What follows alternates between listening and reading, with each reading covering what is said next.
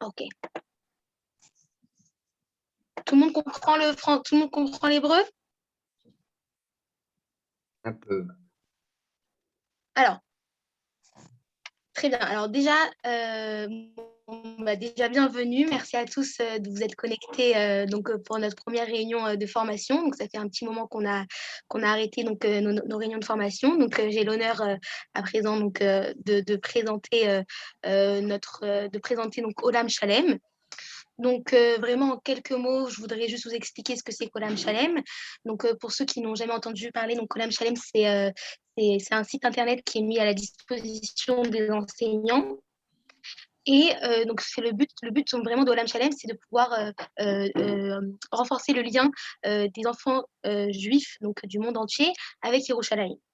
Donc ce soir, on va avoir plusieurs intervenants intéressants. Donc on va avoir plusieurs intervenants comme Nili Coufer qui va nous parler donc de son père Jacques Coufer. Donc d'ailleurs c'est en sa mémoire que nous faisons ce cours et même les prochains cours, toutes les échalmiotes qu'on va préparer au fil du temps, ça sera donc en sa mémoire.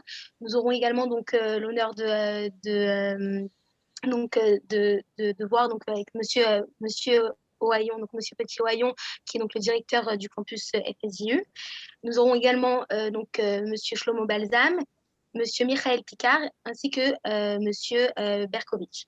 Alors, Madame Nili Naomi, si vous voulez bien commencer, à vous l'honneur.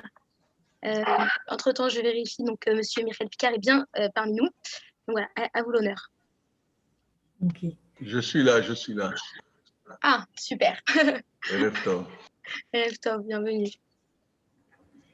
Bien, alors je remercie tout d'abord Olam Shalem, Adi, Elinor, Tsahi, qui ont décidé de rendre hommage à mon père en dédicaçant ce séminaire pour enseignants à sa mémoire. Mon père, Jacques Hupfer, est décédé il y a 2 mois et s'il y avait bien une chose qui était importante pour lui, c'était l'éducation juive.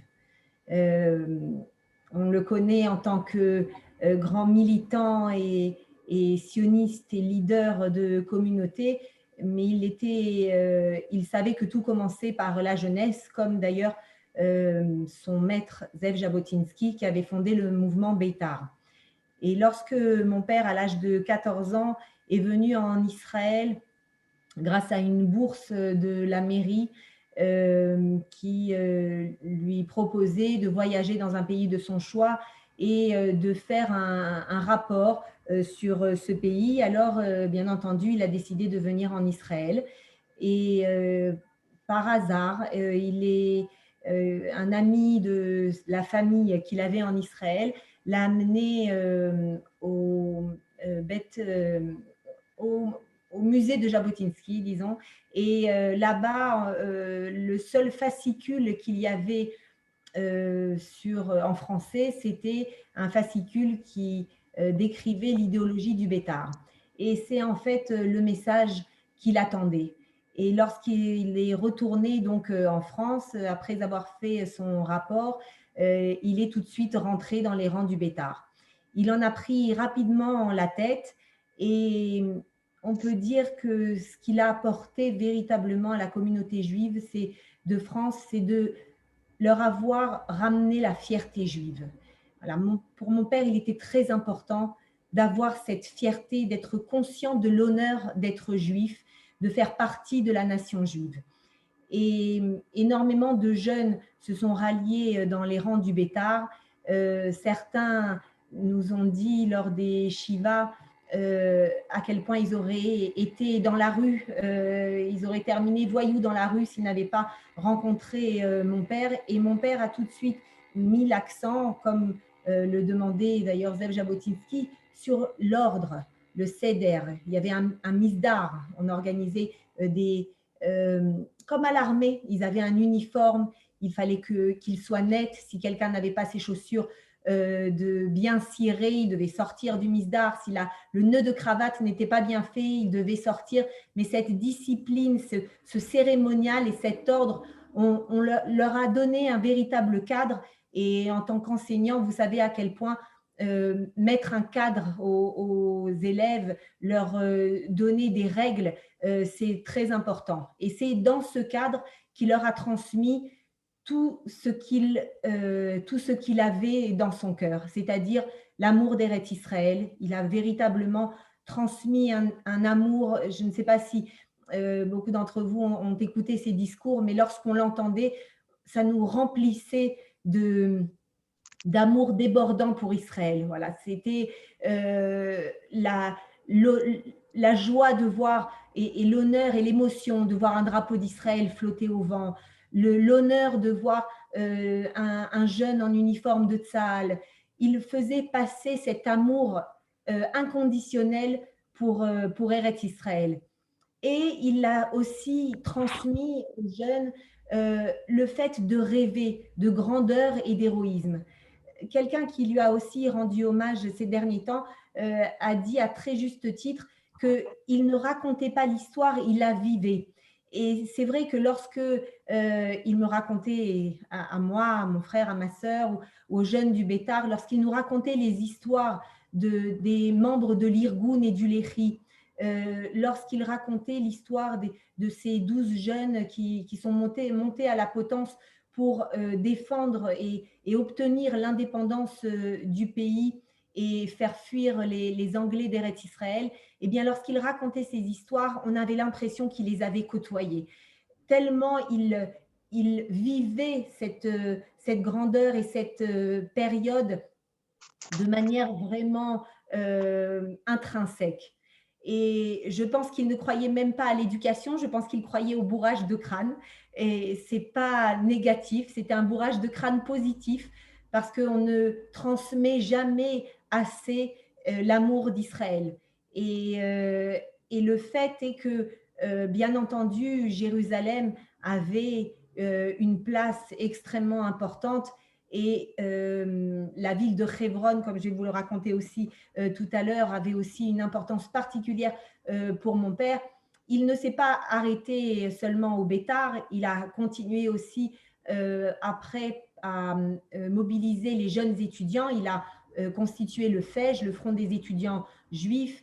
Ce mouvement avait milité pour la libération des juifs du RSS. Menachem Begin et Yitzhak Shamir lui avait demandé de mobiliser la jeunesse juive pour sensibiliser la communauté, la France et le monde sur la cause des juifs du RSS. Et donc, il n'y avait pas un seul spectacle du Bolchoï qui s'organisait sans que les jeunes du Bétar montent sur l'estrade avec des grandes pancartes « Laisse partir mon peuple » en russe, et que du coup, le spectacle s'arrête. Il n'y avait pas d'élus pour la Russie soviétique, c'est un grand mot, mais de représentants de la Russie soviétique qui venaient en France sans que leur convoi soit arrêté par les jeunes du Bétar dans des manifestations. Lorsque Brejnev est venu également, il y a eu de grandes manifestations organisées par mon père. Et donc, la solidarité aussi entre toutes les communautés juives était quelque chose qui était très important pour lui. Et ce combat pour les juifs du RSS a été véritablement porté dans la rue grâce à mon père. Et bien entendu, le combat aussi contre l'antisémitisme. Mon père était bien entendu persuadé qu'il n'y avait pas d'autre solution que le retour à Sion. Et il fallait bien entendu pour la communauté monter en Israël. Mais tant qu'on était en France, alors il ne fallait pas que les antisémites lèvent la tête. Et quelqu'un aussi qui était venu nous voir pendant la Shiva nous a raconté qu'en tant que jeune étudiante, il y avait bien entendu toujours des échauffourées. Alors c'était avec l'extrême gauche et l'extrême droite. Et autour de 67, la guerre des 6 jours, l'ambiance était très tendue. Et elle nous a raconté que lorsque il y avait des échauffourées et lorsque on entendait le cri Kupfer est arrivé, eh bien, tout de suite, tout le monde se calmait parce qu'il savait que le protecteur était arrivé, qu'il venait avec ses bétarines et que rien ne pouvait faire plus peur aux antisémites qu'après ils rabaissaient leur caquet et qu'ils n'osaient plus porter la main sur un juif. Donc, il leur a donné aussi, à toute cette jeunesse, il leur a donné des causes.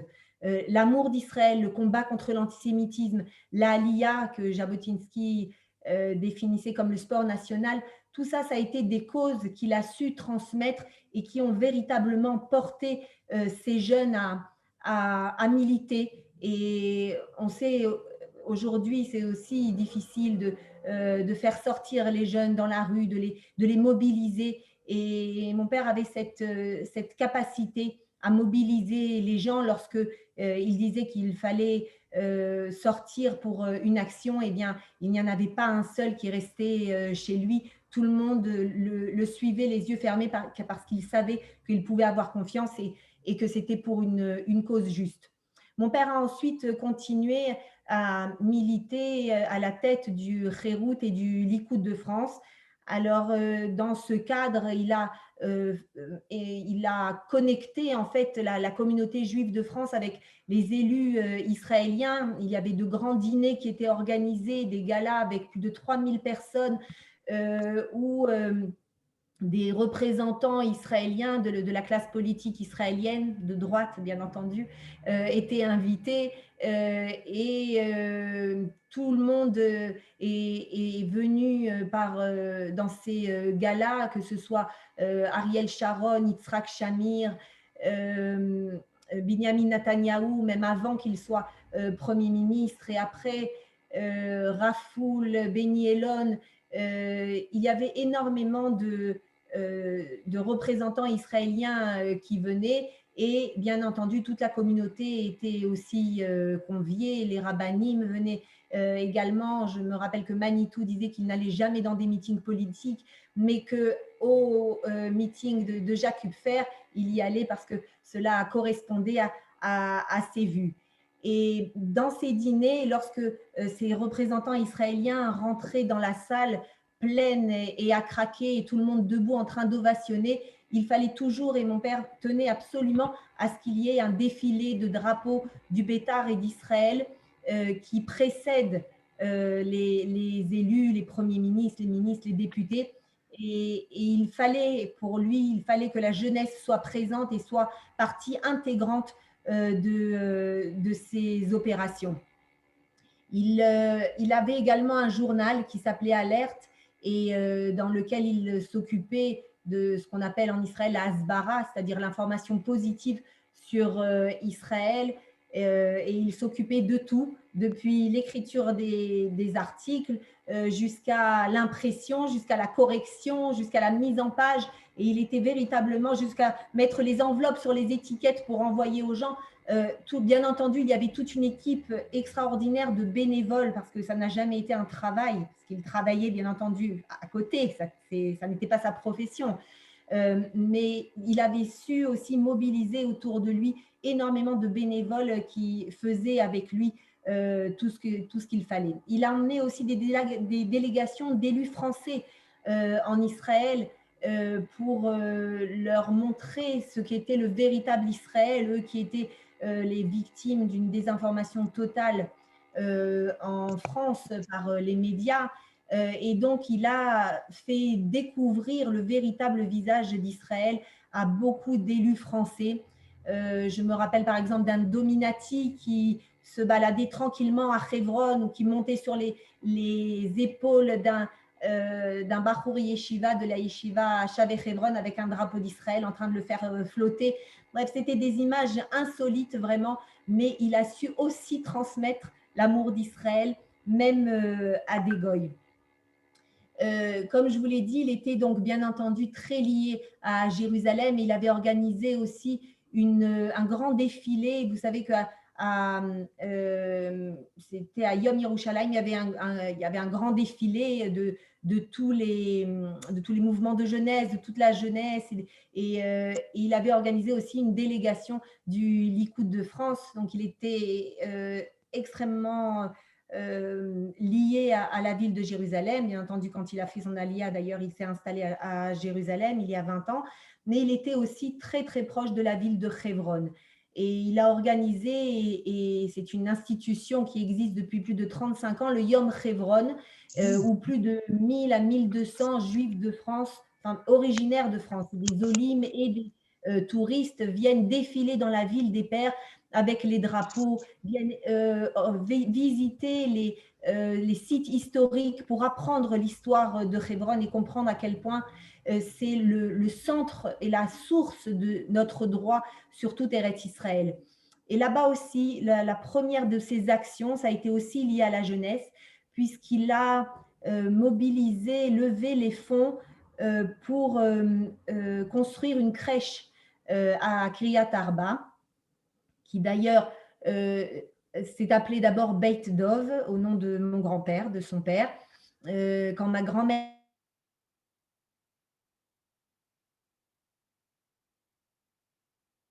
est décédée, ils ont rajouté cette crèche, porte aussi le nom maintenant de mon père. Ils ont rajouté son nom à cette crèche et il adorait aller voir ses enfants de Kriyat Arba, d'abord parce que c'était véritablement la réalisation des prophéties parlant du rassemblement des exilés. On a là-bas des Bnei Ménaché qui côtoient des petits jeunes Russes et des petits Éthiopiens qui côtoient des petits jeunes Français et des petits Américains. Et il avait vraiment une lumière énorme dans les yeux lorsqu'il venait dans cette crèche. On avait organisé des distributions de cadeaux à Hanouka. Bref, cette crèche était véritablement un bonheur pour lui. Même lorsque, donc, âgé, on l'appelait pour qu'il transmette quelque chose à la jeunesse, lorsqu'il y avait un séminaire de Madrichim du Bétar qui venait d'Australie et qu'on lui donnait rendez-vous à la vieille ville, alors tout de suite, il courait pour aller leur parler. Le message de l'amour d'Israël, du militantisme, de l'activisme pour Israël, c'était quelque chose qu'il aimait transmettre et c'était extrêmement important. Il y a 3 jours, nous avons été à Revava, dans le Shomron.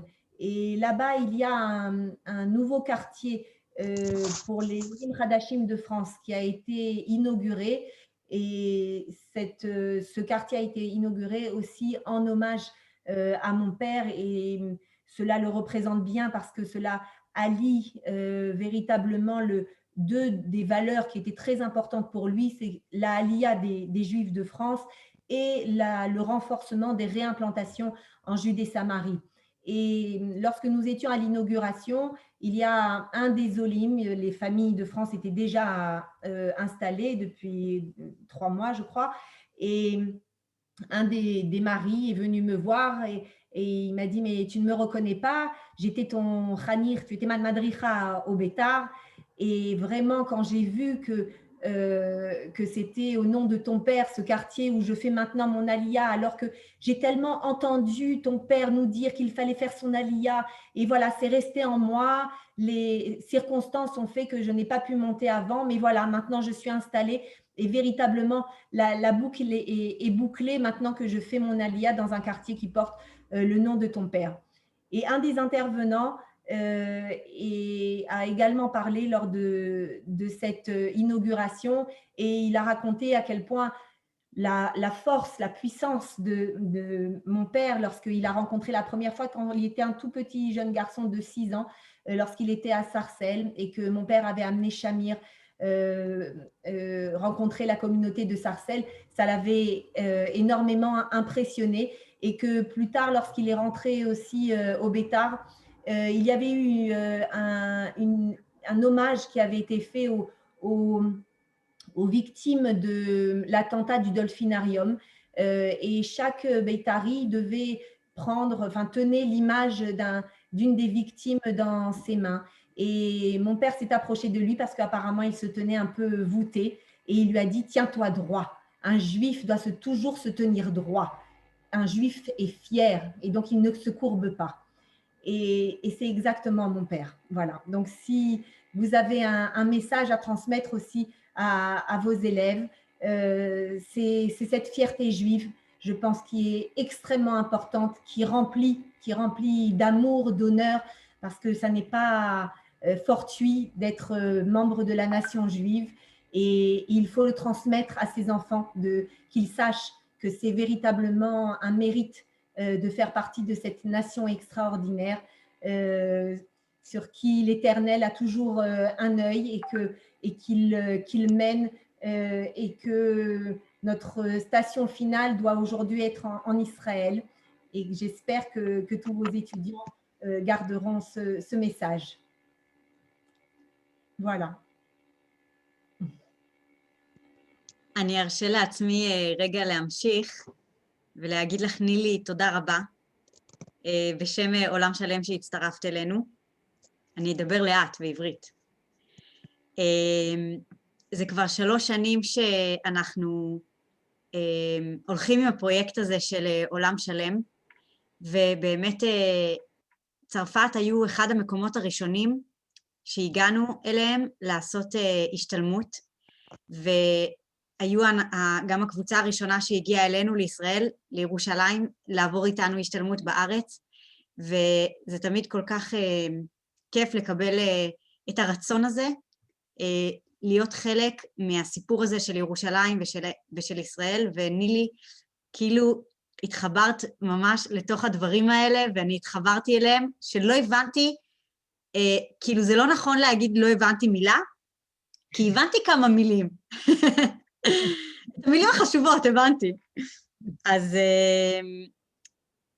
אני שמחה שככה יש לנו אותך בשביל לפתוח את הדברים האלה.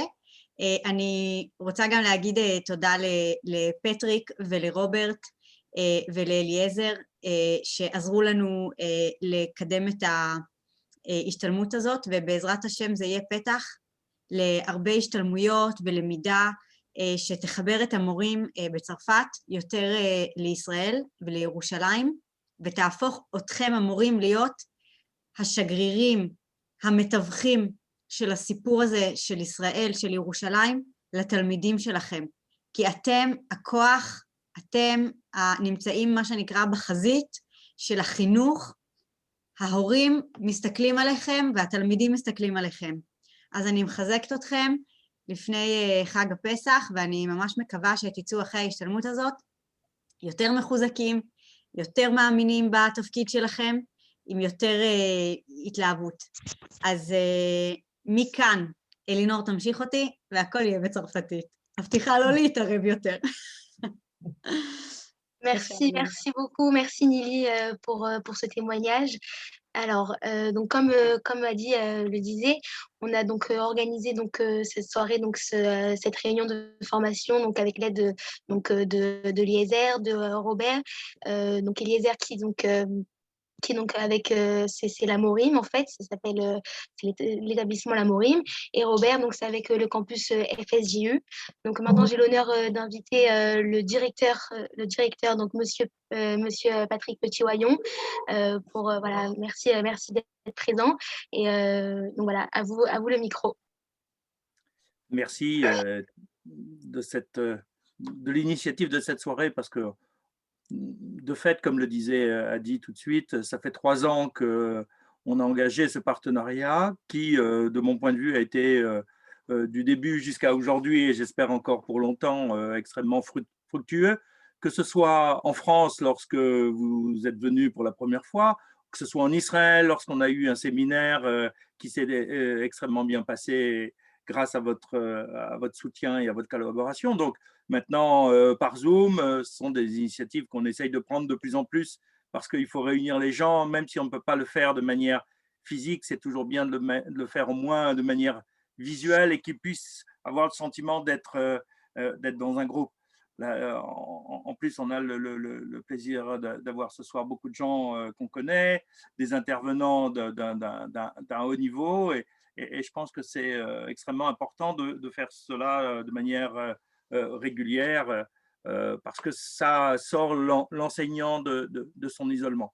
Juste 2 mots, mais sans être long, ne vous inquiétez pas, je ne veux pas faire une pré-conférence avant la conférence. Quand c'est moi qui interviens, je n'aime pas, donc je ne vais pas vous le faire.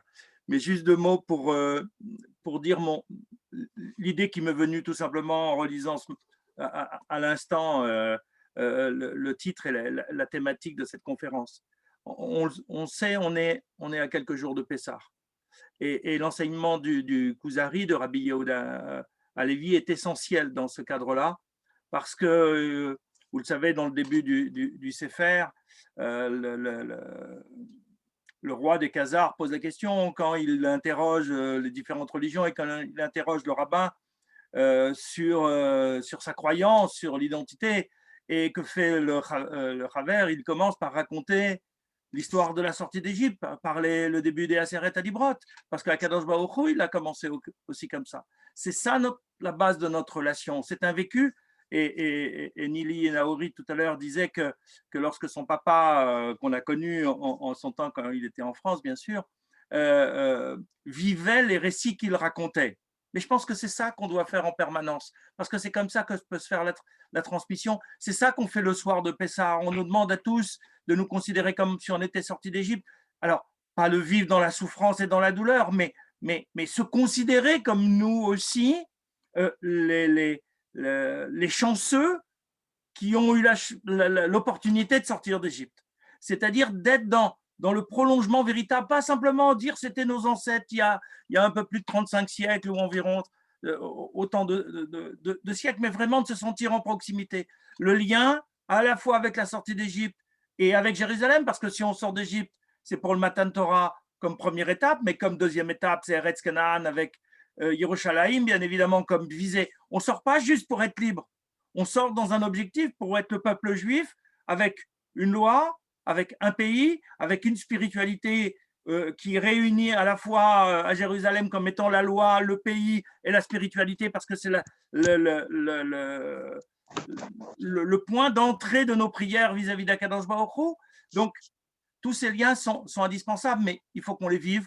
Et c'est ça qu'on essaie de transmettre en permanence à nos enseignants, d'essayer de vivre ce qu'ils racontent tout au long de l'année, ce qu'ils enseignent. Ce n'est pas juste des mots, ce n'est pas juste de la théorie, ça doit être un vécu. C'est dans le partage d'un vécu que vraiment on accompagne l'enfant vers un avenir meilleur. On le sait, les savoirs s'oublient.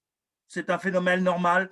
L'homme oublie une grande partie de ce qu'il reçoit. Mais ce qu'il vit, ça imprègne son identité, ça imprègne sa psychologie, sa sensibilité. Et même lorsqu'il n'en a pas conscience, ça constitue son être en devenir. Donc, rattacher un vécu à un message qui a du sens, orienté vers Yerushalayim, c'est tout le sens que l'on a dans la soirée de Pessah. Et j'allais presque dire, c'est comme si la soirée s'était déjà passée, parce qu'on est déjà dans la fin, dans la conclusion de la Haggadah. Le Shana Haba Yerushalayim Abnouya. Alors, si Dieu veut, approchons-nous de ça. Commençons la Haggadah en pensant à la fin, et pas juste simplement, même s'il faut le raconter, même s'il faut le dire, nos ancêtres étaient idolâtres et refaire le cheminement. Comprendre que ce cheminement n'a de sens que s'il est orienté. S'il n'est pas orienté, alors c'est comparable à l'histoire de la Révolution française. C'est une libération avec une dimension politique, mais ce n'est pas ça la sortie d'Égypte. Et je pense qu'avec l'orientation qui va être donnée ce soir, chacun sera prêt, à la fois avec ses élèves, à la fois avec ses enfants, parce qu'il ne faut pas oublier que nos enfants aussi sont nos élèves, ou nos proches peuvent être, entre guillemets, nos élèves, à partir du moment où on transmet. C'est un partage que l'on fait, partage d'un vécu, partage d'un témoignage, d'un CEDER qu'on a peut-être vécu étant jeune, qu'on a enrichi d'année en année, et c'est tout ça qu'il faut partager avec tous ceux qui nous entourent. Merci à Olam Shalem d'avoir pris cette initiative. On réfléchissait, c'était un moment où on réfléchissait à justement faire quelque chose pour préparer Pessah. Vous êtes venus au bon moment, donc bienvenue. Maintenant, j'attends avec impatience les paroles de nos 3 conférenciers. Certains, je les connais un petit peu plus que d'autres, mais en tout cas, ce sera avec plaisir pour chacun de pouvoir les écouter pendant cette soirée. Merci, bonne soirée à tous et à tous. Si on n'a pas le temps de le dire à la fin, Pessah Kasher Vesamer, mais surtout, Gita, c'est le raconter à ses enfants. C'est vraiment dans la transmission que tout se fait. Merci infiniment. Alors, avant donc de donner la parole à nos intervenants, je vais juste vous présenter en quelques mots ce que c'est que Olam Shalem.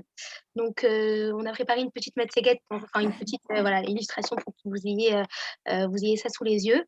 Donc déjà, tout simplement, Olam Shalem, comme j'ai dit au début, ça a été donc en fait c'est un site internet en fait qui est mis en ligne pour les enseignants ainsi que pour que les éducateurs avec des cours sur Jérusalem. Donc en fait, on a des cours pas que sur Jérusalem, on a également des cours en fait on a des cours en fait qui vont divulguer donc l'amour et le rattachement à Jérusalem, mais également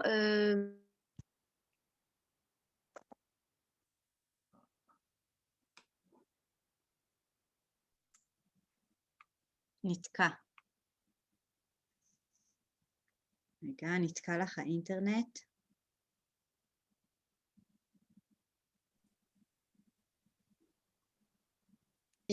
Et donc vraiment le but c'est que chaque enseignant ait la possibilité de rentrer donc dans le site internet, donc vous pouvez vous inscrire et vous pouvez donc choisir les cours qui vous plaisent. Donc c'est ça en fait l'avantage, c'est que vous pouvez donc prendre ce qui vous intéresse. Il y a des illustrations, il y a des vidéos, il y a des cours complets traduits en français et donc voilà, il y a des thèmes différents. Donc le site internet est très simple à comprendre. Donc voilà, j'invite tous les enseignants donc à la fin de ce meeting.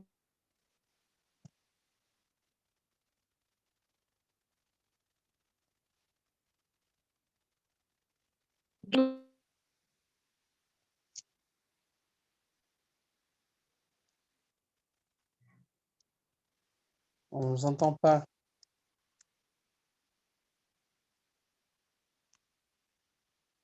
Elinor?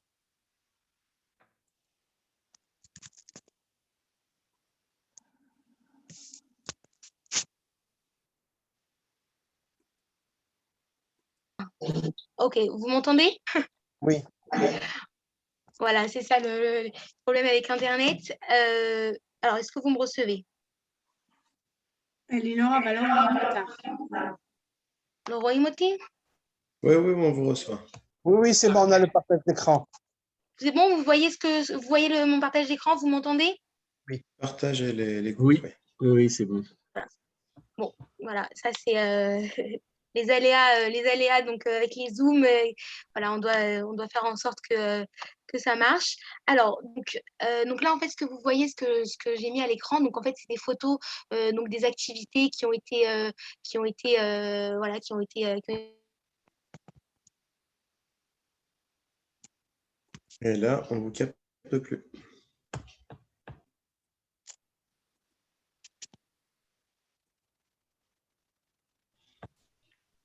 Il peut y avoir coupure du son quand Vous m'entendez? Oui. Je suis vraiment désolée. Est-ce que vous pourriez essayer peut-être de prendre un kit main libre et de le brancher? Parce que, en fait, quand le micro, des fois, il est même à 1 centimètre après sa zone, le logiciel ne peut pas faire son travail Oui, convenablement. alors bien sûr. Alors, attendez. אוקיי. עדי, אני אתחבר דרך הטלפון. אוקיי, תעשי את זה, אז עדיף, כי נראה לי שבגלל המצגת שזה נתקע.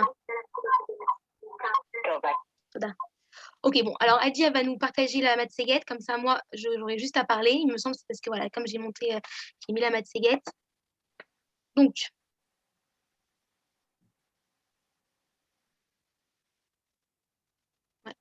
אז תצאי רגע משיתוף מסך. הנה עכשיו אני יוצאת. ותגידי לי כל פעם להעביר. אוקיי.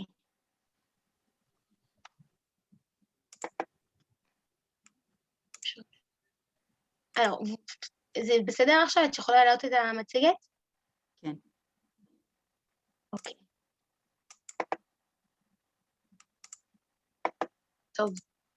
אז, bon, alors moi, je vois pas, malheureusement, je vois pas ce qui se passe. J'ai encore un problème avec Internet, mais vous m'entendez bien là?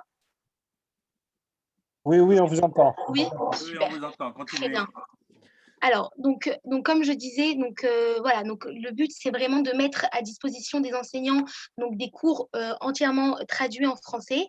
Et en fait, l'avantage, c'est que chaque enseignant peut utiliser les parties qui leur intéressent. Donc, par exemple, il y a des vidéos qui sont mis en ligne, il y a également des travaux manuels, il y a des exercices.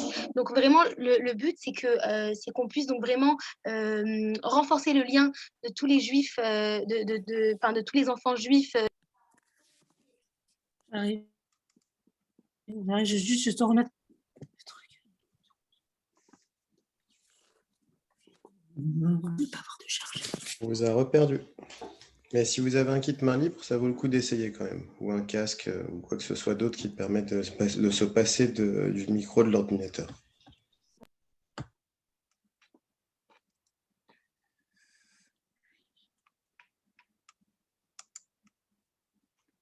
טוב, נראה לי שעד שלינור תסתדר עם האתר ועם האינטרנט והכל, אז אנחנו נמשיך בינתיים עם שלמה, שהוא כאן נמצא איתנו, ואז אלינור תחזור למה שהיא רצתה לספר על התוכנית של עולם שלם לפסח. אז שלמה בלזם, בבקשה. בבקשה, אפשר לעשות לי share screen בבקשה?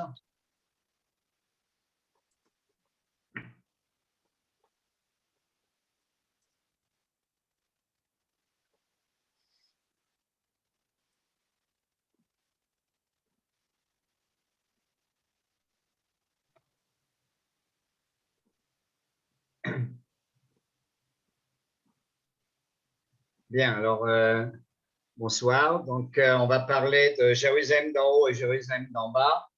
Que signifie Jérusalem pour nous tous? Ça peut être quelque chose de l'an prochain Jérusalem, mais l'an prochain, je dirais encore une fois l'an prochain Jérusalem. Ok, c'est un beau rêve. Et ou bien est-ce que réellement il y a une réalité? En tout cas, le peuple juif a inventé plein de choses pour se rappeler de Jérusalem. J'ai chez moi un sidour avec une boussole qui montre de quel côté il faut se tourner pour se tourner vers Jérusalem. Dans la Bible, il y a 669 fois le mot de Jérusalem, donc j'enseigne ça beaucoup. Qu'est-ce qu'on a inventé pour se rappeler de Jérusalem? Par exemple, on casse un verre pendant une roupa et avec les élèves, je fais beaucoup de jeux sur qu'est-ce qu'on a inventé pour se rappeler de Jérusalem, de laisser un mur du côté est, sud-est, pas tellement construit, et on a retrouvé beaucoup de maisons, des vieilles maisons, des nouvelles maisons, où il y a effectivement Jérusalem qui est rappelé.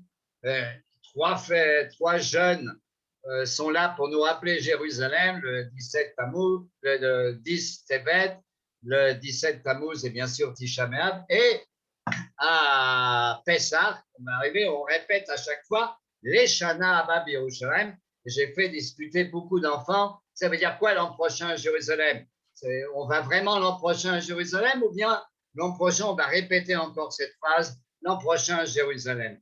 De quoi on parle? Est-ce que c'est une Jérusalem imaginaire ou une vraie Jérusalem? Donc je fais travailler beaucoup de classes. J'ai fait travailler là-dessus. Par exemple, j'ai un jeu avec Titus où Titus demande aux Juifs de choisir. Bon, je vous jette de Jérusalem. Qu'est-ce que vous voulez garder? Et les élèves discutent entre eux. Qu'est-ce qu'il faut garder? Une pierre du Kotel, je leur propose la menorah du temple, des photos de Jérusalem, de la terre d'Eretz Israël, Jérusalem, peut-être un drapeau juif, un drapeau israélien, un symbole de l'armée juive. Peut-être vous pouvez vous rappeler que vous étiez des combattants. Ou bien la Bible, ou bien un restaurant cachère, qu'est-ce que vous voulez garder? Et les élèves se battent entre eux, se discutent, on fait toutes les discussions. Qu'est-ce qu'il faut garder à la demande de Titus avant que je vous envoie en exil? Qu'est-ce que vous gardez? Et j'ai un souvenir personnel, et je vais beaucoup parler de mes souvenirs personnels. À Rome, chaque année à Yom HaAtzmaut, la communauté juive de Rome passe sous l'arc de Titus, mais dans le sens inverse. Et je me rappelle d'un petit garçon de 14 ans qui a commencé à crier « Titus, Titus, regarde, on est là, on est là !» Et on passe dans l'autre sens sous l'arc de Titus. Et j'enseigne beaucoup de choses d'ailleurs sur la sculpture qu'il y a sur l'arc de Titus avec la fameuse menorah, le fameux candélabre du temple. Même en France, dans le sud de la France, et ça c'est un travail que j'ai fait avec des élèves et que m'a aidé le professeur Roski, il y a des rues dans le sud de la France qui s'appellent rue des Mille Souris. Alors j'ai demandé à des mairies d'où vient le nom de la rue des Mille Souris. Et personne ne savait jusqu'à ce que Roski m'a dit rue des Mille Souris, écrit Mille Souris en phonétique, M-I-L-S-O-U-R-I. Et quand on lit à l'envers, en lettres hébraïques, ça fait Yerushalayim. C'est-à-dire que soudain, je découvre que dans certaines villes, Carpentras, Cavaillon et d'autres coins dans le sud de la France où il y avait des petites communautés juives, il y avait une rue de Jérusalem. Qu'est-ce qu'on fait pour ne pas oublier Jérusalem? Même on invente une rue des Mille Souris. Alors ceux qui veulent faire vraiment des vérifications, parce que jusqu'aujourd'hui, Roski m'a dit que c'était comme ça, mais il faut que je vérifie quand même, c'est un peu compliqué. D'après moi, c'est vrai. Mais c'est intéressant à savoir. Ensuite, il y a des gens comme Montefiore, des grands donateurs, qui a dit quoi, les Shana Babiroshem, mais il faut la construire, Jérusalem. Alors, il y avait une vieille communauté juive dans la vieille ville, mais ils vivaient de quoi? De la chalouka, des offrandes, de la tzedaka. Mais il dit, mais il ne faut pas seulement avoir la tzedaka, il faut travailler. Et vous voyez, on va construire Jérusalem en dehors des murailles, on va construire une nouvelle ville, et on va commencer à faire un moulin à vent pour faire de la farine et ainsi de suite. Et il a aidé beaucoup les Juifs à dire les Shana à Yerushalayim, c'est les Shana pour travailler à Jérusalem, pour construire Jérusalem. Ce n'est pas juste une phrase, bon, l'an prochain, Jérusalem. Non, il faut y aller, il faut le construire. Maintenant, en 1967, la guerre des 6 jours, Jérusalem est enfin réunifiée. Et tout le monde se souvient des photos des parachutistes, de la libération du Kotel, le Rav Goren qui sonne le chauffard et qui dit Sheriano à côté du Kotel Amaravi, les soldats en pleurs qui regardent le mur occidental, qu'on appelle le mur des lamentations, mais ce n'est pas nous. Donc, la guerre des 6 jours est quelque chose, une révolution incroyable. Et qu'est-ce qui se passe? Je fais mon alia en 1968. En 1968, je passe mon bac à Paris, au lycée Jacques Decour, à Yavne. Une partie à Yavne, une partie au lycée Jacques Decour. Et je monte en Israël et je reçois un téléphone de Yoske Shapira, qui était le patron du Bnei Akiva mondial. Et comme j'étais membre du Bnei Akiva, il dit, écoute, on cherche des volontaires pour habiter dans la vieille ville de Jérusalem. Mais la vieille ville de Jérusalem, en 69, il n'y a rien. Il n'y a rien. Et on m'a demandé d'habiter. Il y avait 40 Juifs qui habitaient dans la vieille ville de Jérusalem juste après la guerre des 6 jours, dans l'ancien quartier juif qui a été entièrement pillé et pris par les Jordaniens. Et donc, j'ai habité dans la vieille ville. Aujourd'hui, c'est Midreshet Arova. C'est une école pour jeunes filles. À mon époque, on a mis des étudiants. J'ai habité Rehov HaYehudim, rue des Juifs, dans la vieille ville. Un des premiers, parmi les quelques dizaines qui habitaient dans la vieille ville. Vous vous rendez compte, j'ai fait mon déménagement. Il y a un petit camion qui arrivait à la porte de Jaffa. Il n'y avait pas de route, il n'y avait rien. L'intérieur de la vieille ville il n'y avait pas tellement de chaussées. Et alors, il y avait un vieil arabe qui parlait yiddish, parce qu'il a connu des Juifs du vieux Yishuv avant 48, il était très, très âgé. Il nous attendait avec 5 ânes et j'ai fait mon déménagement à Jérusalem en 69 avec des ânes. Okay, c'était un côté méchiriste, un petit côté messianique et j'ai habité là-bas pendant quelques années. Et mon père et mon oncle, mon père est ici à gauche, Aaron Yaakov Balsam et Harry Balsam, mon oncle, sont venus me voir à Jérusalem. Alors, le Kotel venait juste d'être dégagé. L'esplanade du Kotel commençait à être plus ou moins normale. En plus, on a eu la première neige, je me rappelle, c'était émouvant. Et mon père m'a dit la chose suivante. Tu sais pourquoi il y a tellement de vieilles pierres à Jérusalem? Parce que chaque Juif qui y retourne ouvre son cœur et dépose la pierre qui était dedans. C'est pour ça qu'il y a tellement de pierres à Jérusalem. C'est que chacun vient et dépose la pierre qu'il a dans son cœur. Donc, je commence à habiter là-bas. Mais en 1970, il y a des Juifs russes qui essayent de prendre un avion pour s'enfuir vers la Suède. Ça s'appelle Mipsa Khatuna, opération mariage, parce que soi-disant, ils avaient loué un petit avion pour aller à un mariage dans une autre partie de la Russie. Ils se sont fait arrêter. Il y a des condamnations à mort. Il y a même des condamnations à longues années de prison. Donc, dès qu'il y a eu cette opération et les premiers procès de Leningrad, immédiatement, il y a eu des bruits dans le monde. Les héros, c'est Kuznetsov, Mendelevitch, Zalmenson, Sylvia Zalmenson, qu'on voit ici en bas. Et le monsieur avec la barbe, c'est Yosef Mendelevitch, avec lequel je suis lié jusqu'aujourd'hui. On est copains. Eux, ils ont essayé de prendre un avion pour s'enfuir. Ils se sont fait prendre. Ça n'a pas marché du tout, cette histoire. Et il y en a qui ont été condamnés à mort. Donc, dans le monde entier, il y a eu des manifs en France, partout, libérer les Juifs d'Urs. Et où étaient les manifs en Israël? Au Kotel. Le centre du monde juif, c'est le Kotel, c'est le mur occidental. Donc, il y avait des manifestations. Et moi, j'habitais à 200 mètres. Donc, je viens et je vois, il y avait 40 Juifs russes qui ont commencé une grève de la faim. Je leur ai dit, écoutez, voilà la clé de chez moi. J'habite ici à 300 mètres. Venez vous reposer. Il y a des toilettes. Vous pouvez vous reposer chez nous. Il y a des douches. Et ils m'ont dit, non. Mais dis-moi, toi, tu as un accent français, ou tu as un accent français, tu as aussi un passeport français, tu peux peut-être nous aider. Et on m'a envoyé à Tel Aviv et j'ai rencontré quelqu'un avec une petite moustache qui a regardé mon passeport, qui a dit, ouais, ça peut nous être utile, nous t'offre. Il s'appelait Yitzhak Shamir, il deviendrait beaucoup plus tard un premier ministre en Israël. Il m'a dit, tu vas rentrer en France et tu vas travailler pour nous. Donc, je suis maintenant, l'histoire des Juifs russes est très intéressante. La première qui est arrivée comme femme libre juive, c'est Golda Meir en 1948, la première ambassadrice à Moscou. Et elle arrive à la synagogue à Simchat Torah et il y a des milliers de Juifs. C'est-à-dire qu'il y a encore une volonté d'être Juifs en Russie soviétique.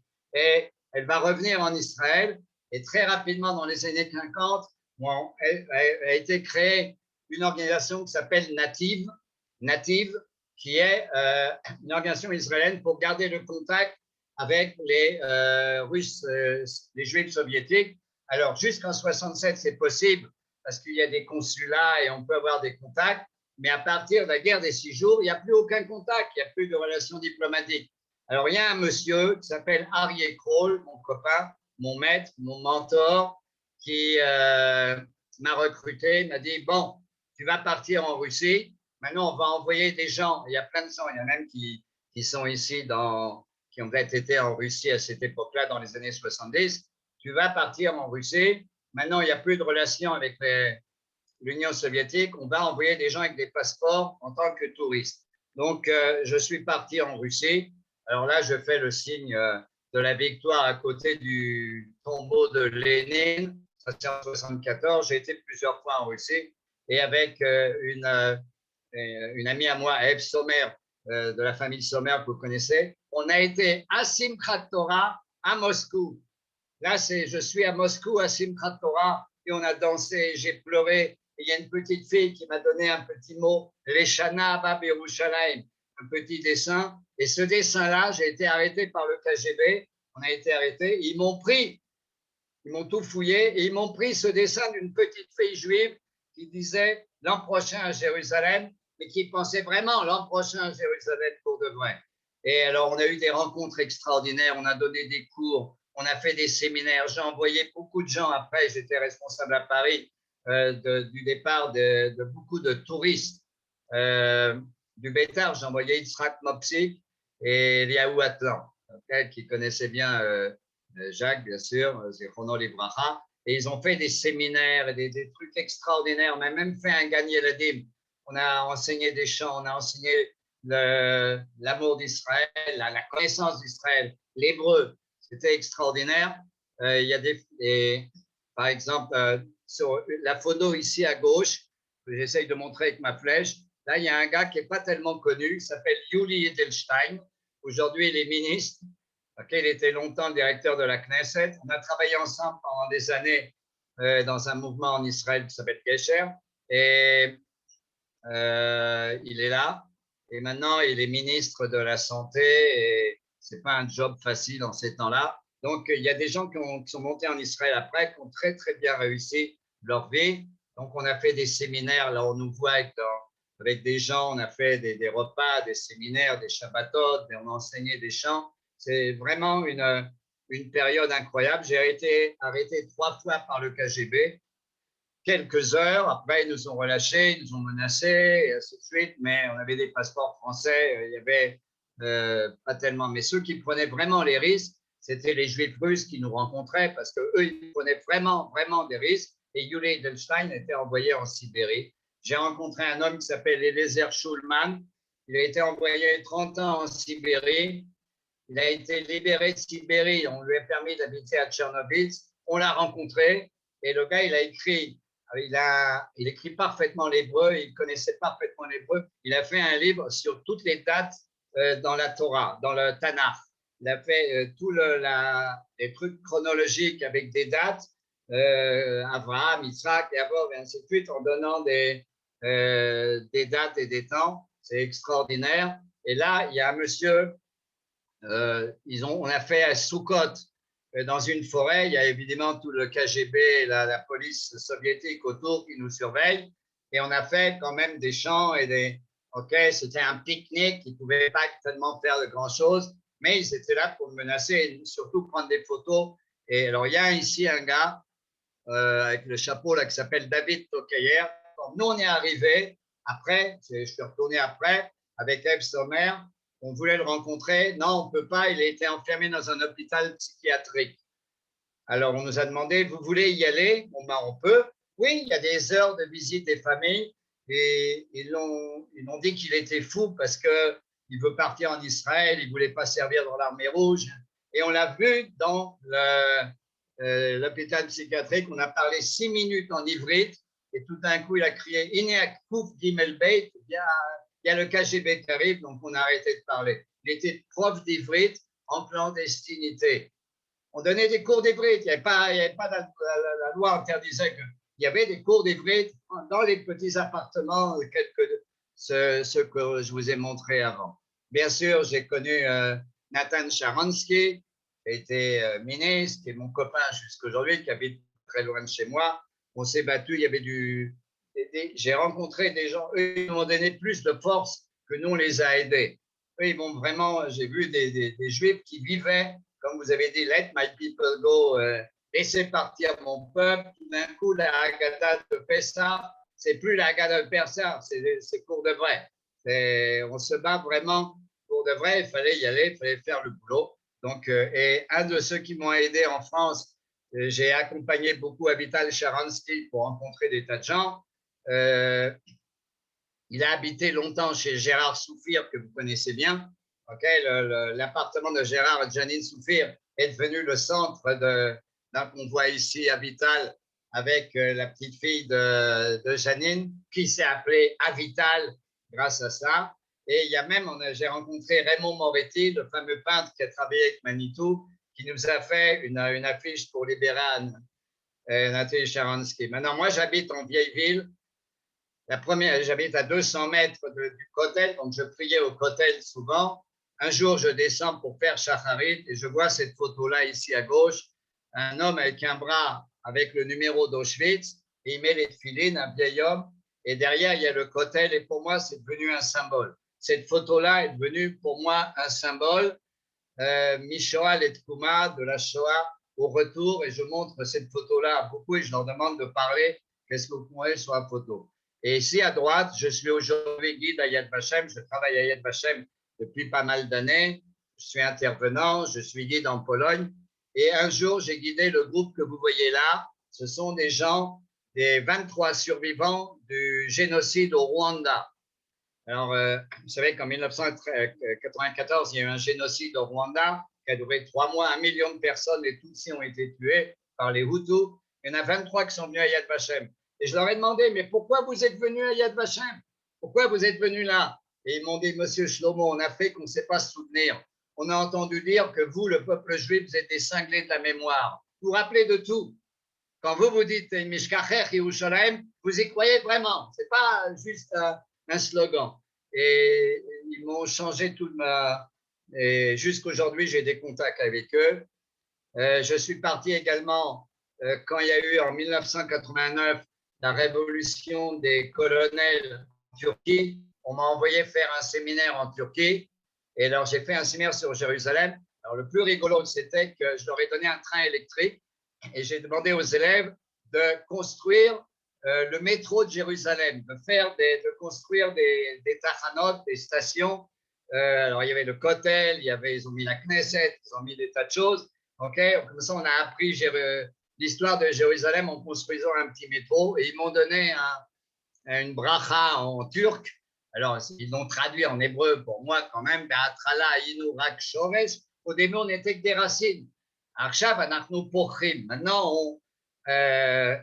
on est des plantes, on grandit comme des plantes et ils ont fait des tas d'activités autour de ça. Et la dernière chose que je vais vous dire, un des séminaires, je devais faire un cours sur pourquoi Moshe a détruit l'étape de la loi. Pourquoi il a détruit l'étape de la loi? Alors, on commence à discuter. Et dans la fin du Sefer Dvarim, à la fin du livre de Dvarim, il y a toute une discussion. Qu'est-ce qui est la meilleure chose que Moshe a fait? Et Rashi dit, il a cassé l'étape de la loi. Alors, moi, je dis aux gosses, il y en a un qui dit, ouais, c'est une bonne idée, c'est une bonne idée. Je dis, mais c'est une idée, il y avait le veau d'or, c'est pas une idée bonne. Il dit, tu comprends pas, Shlomo, tu comprends rien. On dit quoi? Il y a combien de juifs? Alors, je lui dis, eh bien, à peu près 600 000 juifs, chez Shmot Ribo, enfin, on ne sait pas, à peu près 600 000 juifs. Il dit, génial. Alors, Moshe, il a cassé la Torah, l'étape de la loi, en 600 000 morceaux. Et chacun reçut un morceau du puzzle. Et pour que le peuple juif existe, il faut que chacun amène son puzzle, son petit morceau. Et quand tout sera ensemble, ça s'appelle une mosaïque. Et lui, il dit, ça vient de Moshe. Alors ça, je ne suis pas sûr, mais ça vient de Moshe. On a fait Alors, ils m'ont donné la photo du groupe. Et en plus, c'était à l'époque des colonels, ce n'était pas tellement évident de faire un séminaire là-bas, c'était pas très, très évident. Et alors, ils m'ont donné la photo du groupe en puzzle. Donc, j'ai dû reconstituer toute la photo du groupe en puzzle. Et ils ont dit, c'est ça Jérusalem. Quand chacun amène sa pierre, comme a dit mon papa, mais il amène sa pierre et l'autre amène une autre pierre, et les deux pierres ont construit quelque chose. Il n'y a pas de Shana Bab Yerushalayim, juste une phrase qu'on dit chaque année. Il faut le faire vraiment. Et moi, dans ma vie, j'ai eu de la chance. C'est que chaque fois que j'ai rencontré un passouk, 5 minutes après, je le faisais. Il y a marqué quitter la milchama. Il y a marqué quitter la milchama. Je vais m'engager dans le Sahel. Il est évident. S'il y a marqué quitter la milchama, tu feras la guerre. Il faut faire la guerre. Il ne faut pas être plus intelligent que ça pour comprendre que quand il y a un passouk, il y a également l'application du passouk. Et tu t'installeras sur la terre d'Israël et tu construiras Jérusalem, comme Montefiore a dit, non pas pour être un schnorrer et attendre l'argent des donateurs, mais également pour construire vraiment Jérusalem. Voilà, j'espère que je n'ai pas trop dépassé mon temps. Toda Rabba et le Shana Abba, Jérusalem. Toda Rabba, merci beaucoup les copains. Merci beaucoup. Alors, bon, déjà, désolée pour tout à l'heure. Donc, je continuerai donc la Matseguet pour vous présenter le cours de Pessah après les intervenants. Donc, maintenant, je voudrais donc inviter Monsieur Michael Picard, donc ancien superviseur des écoles élémentaires au ministère israélien de l'Éducation, qui va donc nous donner des outils pédagogiques pour enseigner l'amour de Jérusalem. Voilà, Monsieur Picard, c'est à vous.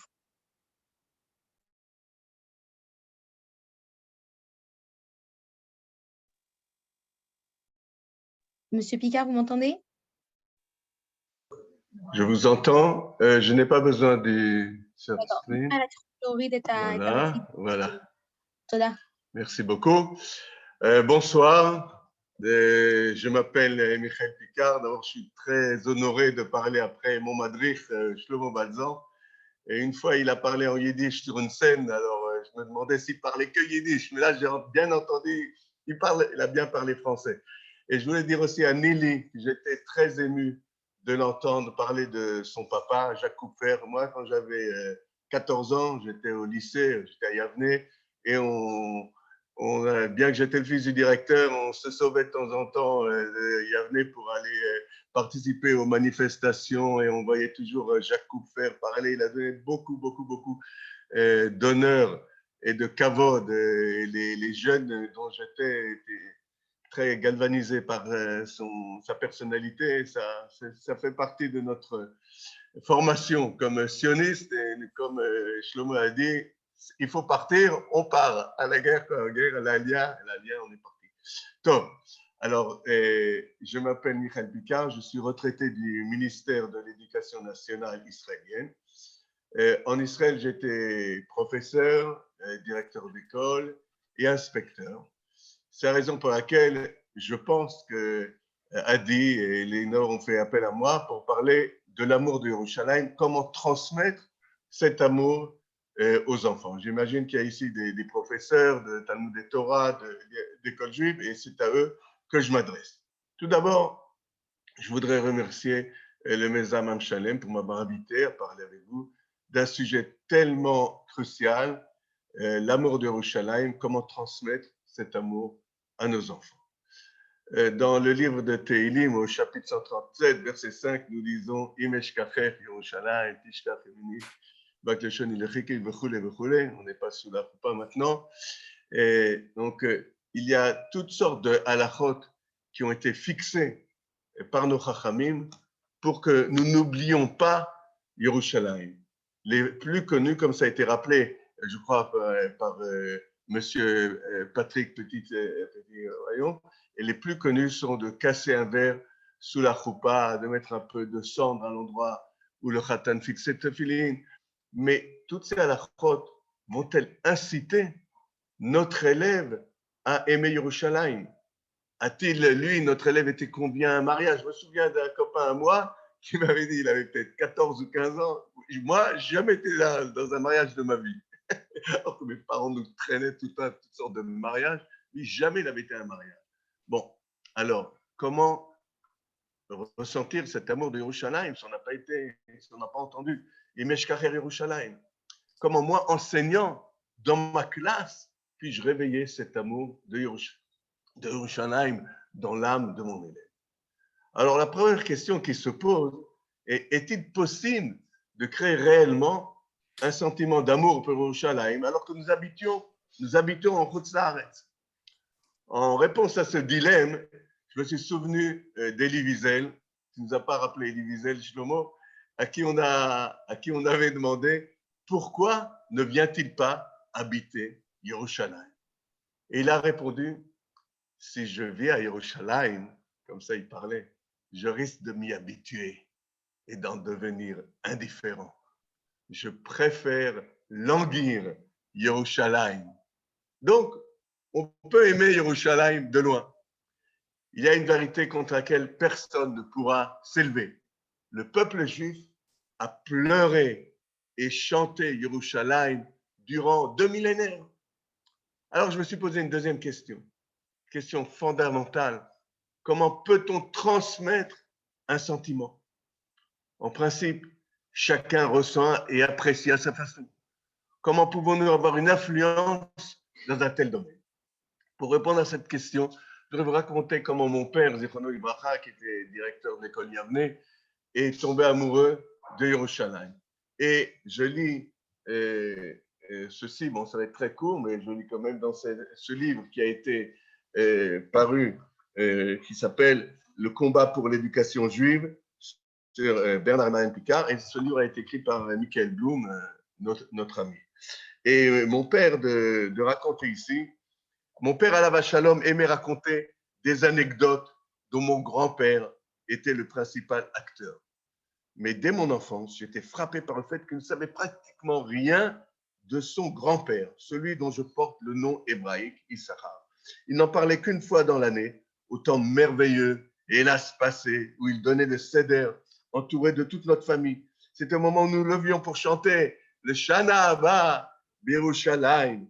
Mon père racontait qu'au même moment, ça c'est absolument incroyable, au même moment, son grand-père Barnet, Bernard en alsacien, Barnet, mettait brusquement le plat du seder sur son épaule et criait en dialecte judéo-alsacien, « Mamele, viens, nous partons ». Il paraît que mon aïeul, disait mon père, « Mamele », implorait alors, mi-effrayée, mi-souriante, « Attends encore un peu, Barme, attends, attends ». Et bon, mon père, à ce moment-là, dit, à cause de cette attente, lui, il est parti assez tard en Israël et peut-être que c'était à cause de cette retenue de ma grand-mère. Toujours est-il qu'il dit, depuis toujours, le mot de Yerushalayim chante dans mon esprit, dans mon cœur. La douceur de ce nom que l'on ne peut que chanter m'a saisi en même temps que la splendeur de la ville. Lorsque tout petit, écrit mon père, j'ai eu comme prix de Talmud Torah une magnifique Agada sans laquelle je ne puis encore aujourd'hui concevoir de vivre un seder. C'est moi qui l'ai cette Agada maintenant, et moi je ne peux pas faire de seder sans cette Agada. Au milieu du livre, il y avait une vue très stylisée et assez inexacte du temple de Salomon. L'artiste anonyme qui a fait ce tableau aurait sans doute été heureux de savoir qu'un jeune garçon avait contemplé des milliers de fois son œuvre sans se rassasier.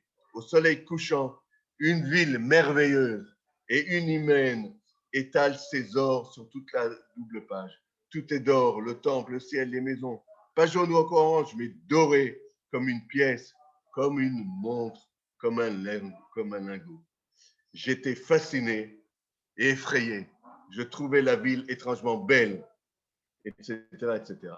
Donc ça, c'était mon père. Et je me pose la question, est-il possible d'arriver à ce résultat à l'école?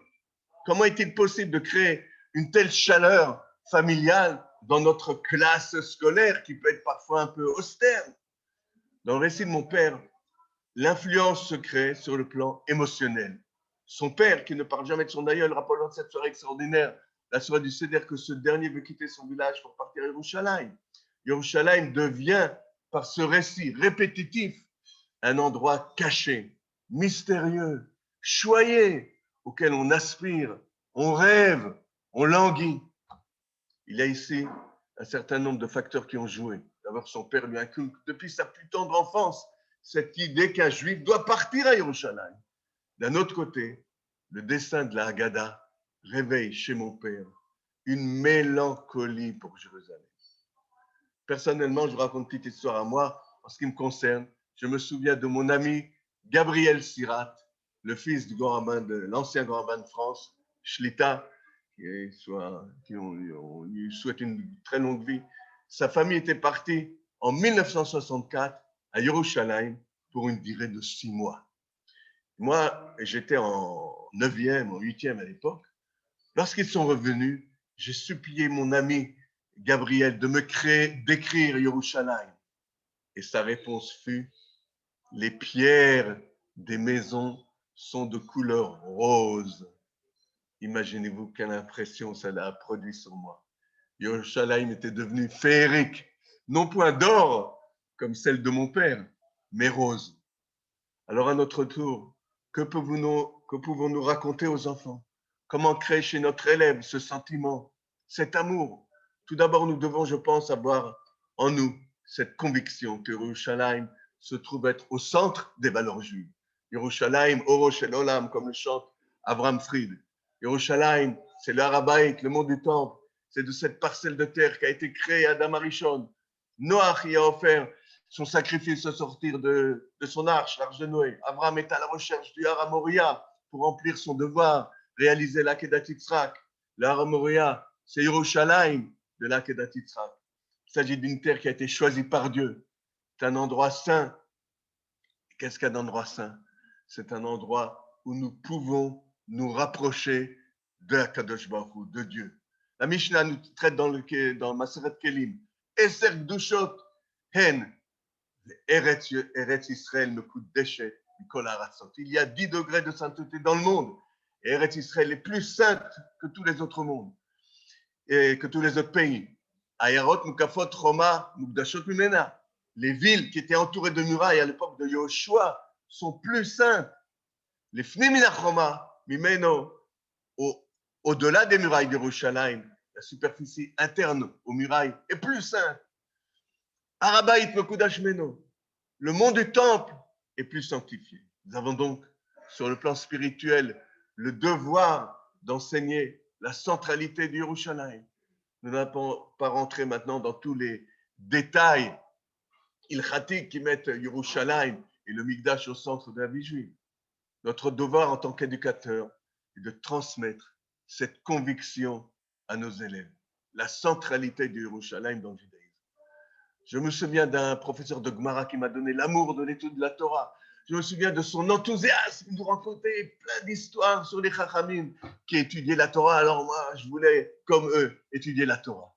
Comment donc transmettre cette conviction? Premièrement, par l'enseignement théorique de cette valeur. Deuxièmement, par une transmission émotionnelle. Pour véritablement réussir, on ne peut pas se borner à l'enseignement théorique. Il faut créer une ambiance qui permet cet attendrissement pour Yerushalayim. Dans une certaine mesure, au mieux, pour révéler ce défi, mon rôle en tant que professeur est de pleurer lorsque je parle de Yerushalayim. Ainsi, je réussirai à créer une relation mystérieuse, mystique, entre l'enfant et Jérusalem. Dans la pédagogie moderne, on insiste pour que chaque école et chaque professeur établissent un programme éducatif. Et ceci, outre le programme officiel de l'éducation nationale. Et quel est l'objet de ce programme?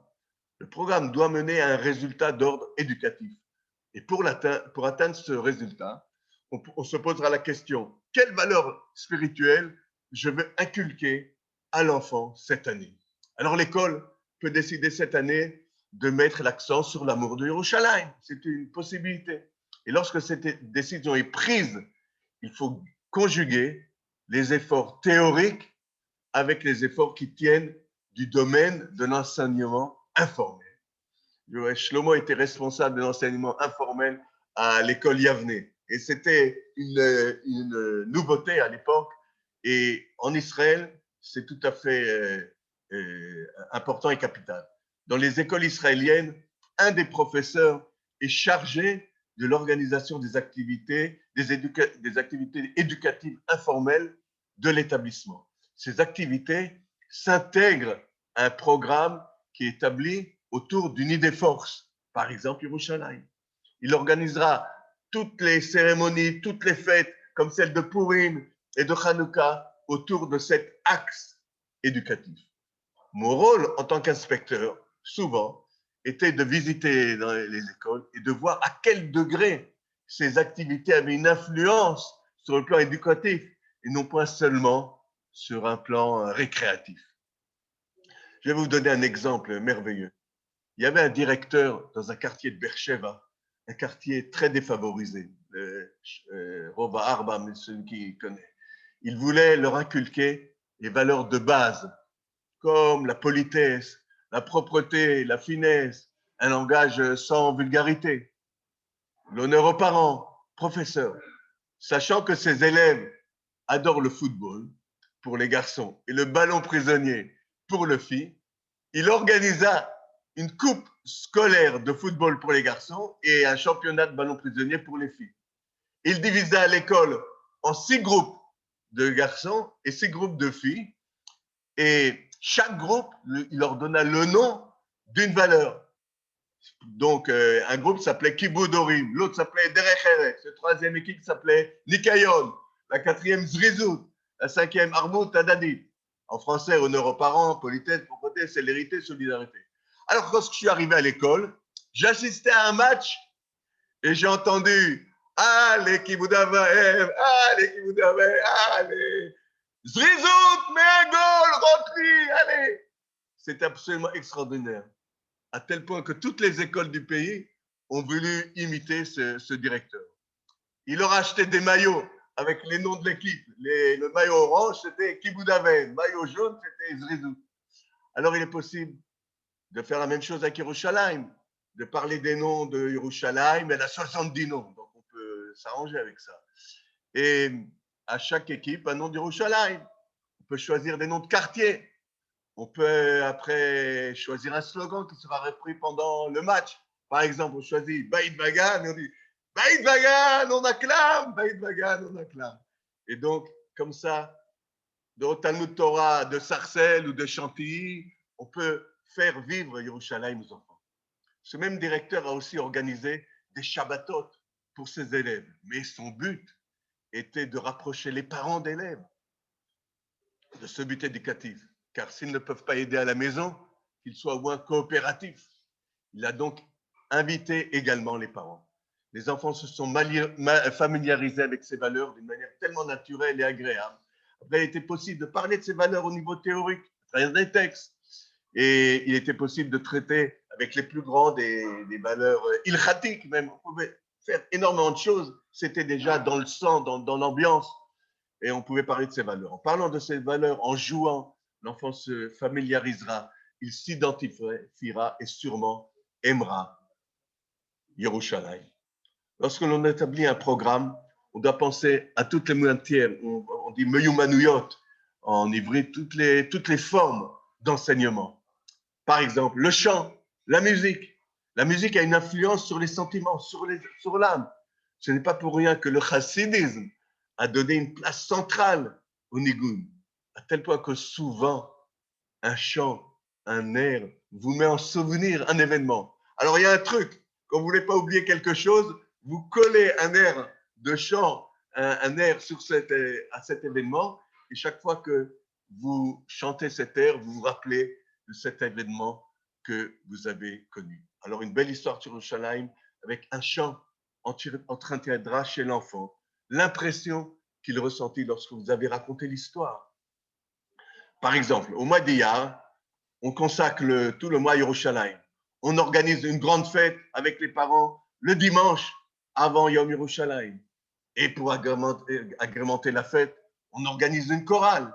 Et les enfants chanteront des chantrices, des chants gays comme sujet Yerushalayim. Rabbi Shlomo Carlebach a composé beaucoup de chants sur Yerushalayim, comme Oh, venez Yerushalayim, oh, venez Yerushalayim, ou alors Yerushalayim, Yerushalayim. Il y a plein de chants merveilleux de Rabbi Shlomo Carlebach sur Yerushalayim qui sont tellement touchants, tellement émouvants. Et donc, ceci pour les chants, mais nous savons tous que tout comme le chant et les enfants aiment le chant, les histoires aussi. Les enfants aiment énormément les histoires et ça peut toucher l'âme des enfants. Par exemple, Shlomo nous a raconté beaucoup d'histoires et ça nous a émus. Et on peut raconter aux enfants l'histoire de la victoire de la guerre des 6 jours. On pourra décrire toute l'ampleur des miracles, le passage de l'angoisse à l'allégresse, énormément de choses. Et alors, il est possible de faire des recherches sur Internet et de retrouver des films. Le Rav Shlomo Goren qui sonne du chauffard. On peut établir un programme d'une année entière sur Yerushalayim. Et après avoir parlé des chants, des histoires, des valeurs qui s'intègrent dans les activités récréatives, comme la ligue de football dont on a parlé tout à l'heure, on a parlé des cérémonies, des fêtes scolaires, des Shabbatot avec les parents. Il faut aussi parler, à mon avis, et peut-être pour terminer, de l'environnement esthétique. Dans une école ou un Talmud Torah, il y a des couloirs. Il faut les décorer. Les murs doivent parler. Ma mère, directrice de l'école Lucien Hirsch, disait toujours, les murs doivent parler. Il faut faire participer les élèves à cette décoration. Mon frère Elie et moi connaissions les noms des parachutes de la Torah par cœur. Je peux vous continuer jusqu'à Vzot Abracha. Pourquoi? Parce qu'à Lucien Hirsch, il y avait des dessins sur chaque parachute, un petit dessin, et alors on apprenait par cœur, il y avait le nom d'un paracha. Et non seulement on connaissait le nom d'un paracha, mais on en connaissait aussi le contenu, parce que chaque dessin reflétait le contenu de la paracha. Donc, il nous faut aussi une décoration à thème. Et notre thème, c'est Yerushalayim. Donc, vous avez les montagnes de Yerushalayim, les monuments de Yerushalayim, le Kotel, la vieille ville. On peut prendre des photos illustres et les transformer en dessins. Ce sont bien évidemment les enfants qui dessineront ces chefs-d'œuvre. Et ça, c'est aussi le rôle d'inspecteur qui rentre à l'école. Le directeur te montre les belles décorations qu'il a achetées au magasin et tu lui dis « Je préférerais que les élèves fassent les dessins, ce sera mieux, ce sera plus éducatif. » Donc, si l'on établit ce programme, si nous nous efforçons de conjuguer l'enseignement formel avec l'éducation informelle, je suis sûr qu'une étincelle se réveillera et allumera le feu de l'amour de Yerushalayim. Le Shana Abba Yerushalayim Abenuya.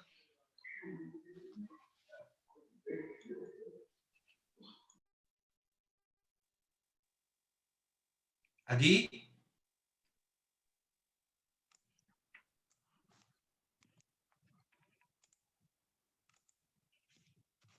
Non, de toute façon, je pense que c'est à moi. Vous m'entendez? Oui, oui, on vous entend. Et Elinor doit avoir un petit souci technique. C'est pas grave. Je pense que c'est à moi d'après ce que j'ai compris. Donc, je vais prendre. Je ne sais pas ce qui se passe ce soir avec. Elinor, je commence? Voilà, monsieur Bertrand. Oui, allez-y. Merci beaucoup. Désolée pour Si tu peux, sinon je me débrouillerai sans, me donner la main que je puisse à un moment montrer des diapositives. D'accord. D'accord. Alors. Mais sinon, c'est pas grave, je vais me débrouiller sans. Alors, je m'appelle Chaim Berkovitch pour ceux qui me connaissent pas. Je suis un passionné d'histoire et je vais reprendre un petit peu. Je suis content que Michael Picard soit là parce que je vais expliquer pourquoi je suis un passionné d'histoire. Je dois la passion que j'ai pour l'histoire et l'amour que j'ai pour l'histoire juive à une femme formidable qui s'appelle Madame Picard. Zichrona Livracha. Moi, je l'appelais Madame Picard parce qu'on avait une sorte de crainte par rapport. C'est même pas de la crainte, c'est de la crainte mélangée à de l'amour. C'est un peu comme on dit un petit peu de la ira comme ça. On attendait avec impatience les 2 heures d'histoire juive que nous avions lorsqu'on était à l'école Lucien de Hirsch. On avait à peu près 12-13 ans en classe de 6e et 5e et c'était pour nous un moment extraordinaire. Et jusqu'à aujourd'hui, j'ai gardé cet amour de l'histoire et j'ai écrit un livre grâce à elle parce que je me suis rappelé pas mal de choses et notamment certaines méthodes qu'elle avait de transmettre l'histoire. Je vous donne juste un exemple. Tu as parlé des dessins de la paracha, Michael, qui étaient sur les murs que Paul Hazan souvent dessinait. Mais il y avait aussi pour nous un moment qui était assez important et qui était assez informel parce que c'était pas dans une salle de cours. C'était tout simplement, on se retrouvait dans le réfectoire le vendredi et on attendait de comprendre. Et on avait quelque chose qui était assez intéressant, c'est que Madame Picard prenait la paracha, prenait l'enseignement de la sidra de la semaine et elle nous montrait. Vous avez vu dans cette paracha de Chaye Sarah, par exemple, comme on a parlé de Hebron, eh bien, regardez Hebron,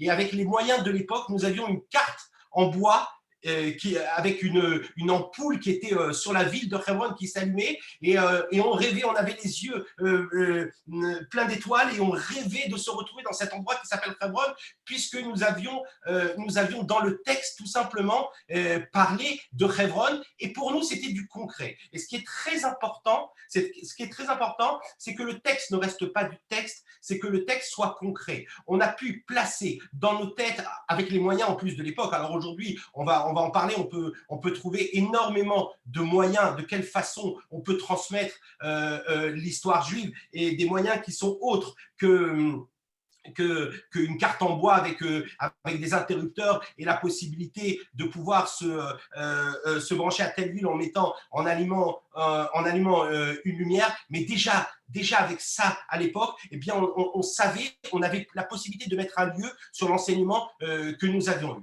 Et ça, c'est quelque chose de très très important parce que l'histoire doit se transmettre et c'est pas à prendre à la légère. Pourquoi l'histoire doit se transmettre? Bien, je vous dirais tout simplement, je vous lirai un passouk de Devarim qui dit Zechor yemot olam binu shnot dor vador. Souviens-toi des jours antiques, médite les annales de chaque siècle. Ensuite, c'est marqué interroge ton père, il te l'apprendra, tes vieillards, ils te le diront. L'enseignement de l'histoire, l'enseignement de notre histoire, de l'histoire juive, c'est quelque chose de très très intéressant. Alors, je vais parler aussi d'une petite expérience que j'ai eue lorsque j'étais encore assez jeune et que j'étais en Shlichut et que je me suis retrouvé pendant une année en France où j'ai enseigné dans différentes écoles, notamment dans une école qui s'appelle Etzraïm. Et puis, j'avais des élèves en classe et il a fallu que je leur enseigne le Tanakh. Le Tanakh fait partie de l'histoire juive. Le Tanakh mal traduit la Bible. Attention, je vais bien expliquer que le Tanakh, ce n'est pas la Bible telle qu'on peut la voir et regarder sur Internet en marquant la Bible. Il y a à peu près 437 religions ou sectes ou groupes qui étudient la Bible et très souvent différemment. Ce n'est pas la même que la nôtre. La Bible que nous étudions, le Tanakh, c'est le Torah, Nevi'im, Ketuvim. Ça veut dire quoi? C'est un enseignement qui nous a été donné par Dieu. Il a été transmis par des prophètes. Et là encore, désolé, mais je vais reprendre encore l'enseignement de Michael Picard. Et peut-être un des premiers cours de l'histoire, eh bien, on nous enseigne tout simplement c'est quoi le mot prophète. C'est quoi le mot Navi? Ça veut dire quoi quand je suis prophète? Alors, si vous interrogez des enfants, ils vous diront directement un prophète, c'est un devin, il va dire l'avenir, il va nous dire ce qui va se passer, etc. Alors, c'est très différent chez nous. Le prophète n'est pas un devin, c'est pas quelqu'un qui peut lire l'avenir, c'est peut-être quelqu'un qui va connaître l'avenir, mais pas tout simplement parce qu'il a acquis une certaine maturité, parce qu'il a acquis une certaine science. Et bien de cette façon-là, il va pouvoir envisager l'avenir. Oui, c'est possible. D'ailleurs, des fois dans le Tanakh, le Navi va être appelé Aroé, celui qui voit. Mais il ne voit pas par magie, c'est pas du tout un sorcier ou un magicien. Le Navi, il va voir parce qu'il a la science en lui et parce que tout simplement, c'est celui qui reçoit la parole, et ça je reprends les termes de Madame Picard, celui qui reçoit la parole d'Akadosh Baruch Hu et qui la transmet. C'est ça le Navi. Et ça, c'est une notion qu'il faut absolument apprendre lorsqu'on veut enseigner du Tanakh. Maintenant, alors, il y a différentes façons d'enseigner le Tanakh. Peut-être que toutes les façons sont bonnes. Je voudrais vous donner une méthode. À l'époque, j'avais parlé avec un homme Zichrono Livracha aussi, qui était le directeur du centre André Neher, qui s'appelle le professeur El Koubi. Et on en avait parlé et on avait testé avec une classe de 3e un enseignement un petit peu différent de tel qu'il est enseigné. Ça veut dire que lorsqu'un élève arrivait en classe pour un cours de Tanakh, pour un cours sur Yoshua ou pour un cours sur Shaoul, eh bien l'élève à l'avance, on n'allait pas faire la méthode traditionnelle qui veut dire Vayomer Hachem, et Hachem il a dit Elohim, Elohim, etc. Et on traduit de cette façon-là. Sinon, on perdait énormément de temps dans la traduction. Lorsqu'on s'adresse à une classe, et notamment en France, où les enfants n'ont pas la connaissance de la langue hébraïque, ne connaissent pas l'hébreu, eh bien, si on s'attache trop au fait que l'on veut faire de la traduction mot à mot, eh bien, on va perdre tout le sens de l'histoire et on va devenir un cours de traduction et ce qui va enlever la motivation de l'élève. Nous, on prenait tout simplement une méthode différente. On prenait le chapitre, on leur donnait le chapitre à l'avance à lire en français, et ensuite, pendant le cours, on allait reprendre 2 ou 3 psukim du chapitre, et ces 2-3 psukim, oui, là on allait les traduire mot à mot, etc. Mais on n'allait pas prendre tout le chapitre pour le traduire. Ce qu'on voulait, ce qu'on essayait de faire, et cette méthode marchait, c'est de donner la possibilité à l'élève de pouvoir comprendre l'histoire, de pouvoir plus comprendre l'histoire que de faire de la traduction du mot à mot. Et de cette façon-là, on avait la possibilité de finir dans l'année plusieurs chapitres, plusieurs livres même du Tanakh, et ce qui permettait à l'enfant d'avoir une connaissance. Aujourd'hui, je dirais en France, mais même en Israël, je vois aussi avec mes enfants, etc., un petit peu moins aujourd'hui en Israël, on n'a pas la connaissance du Tanakh, on n'a pas la connaissance de l'histoire juive, et de toute la première partie de l'histoire juive. Et pourtant, c'est quelque chose qui est très, très important. Alors, de quelle façon on va pouvoir intéresser les enfants? La façon d'intéresser un enfant dans un cours d'histoire juive, eh bien, c'est tout simplement, on a commencé par ça, c'est de le situer. Il faut le situer dans un lieu. Si on parle de la bataille de David et Goliath, il va falloir savoir leur montrer sur une carte à tel endroit a eu lieu cette bataille. Si l'enfant visualise cette bataille, si aujourd'hui l'enfant il est capable d'aller dans Google Maps et de regarder l'endroit qui jadis avait été l'endroit de la bataille ou l'endroit où Shmuel, à l'endroit aujourd'hui qui s'appelle Nevi Samuel, eh bien, il recevait le peuple à Mitzpah, eh bien, c'est autre chose, il va pouvoir reprendre le lieu. La deuxième chose qui est très importante, et ensuite je vous ferai un petit exemple sur le texte, la deuxième chose qui est importante, c'est de prendre le Tanakh, et de l'enseigner aujourd'hui comme un cours d'histoire. Bien sûr que le Tanakh, ce n'est pas de l'histoire. Et je ne vais pas changer en disant que le Tanakh, ce n'est pas de l'histoire, mais c'est aussi de l'histoire. Et c'est aussi quelque chose qu'on a besoin de connaître. Alors, de quelle façon on peut faire cela? Eh bien, tout simplement, on peut le faire de la même méthode que l'histoire de Saint-Louis ou de Godefroy de Bouillon ou de Charlemagne et d'autres, de telle façon dont c'est enseigné en France, eh bien, de reprendre de cette même façon. Et si on arrive à situer, si on arrive à faire des tableaux, des dessins pour que l'enfant puisse se mémoriser un petit peu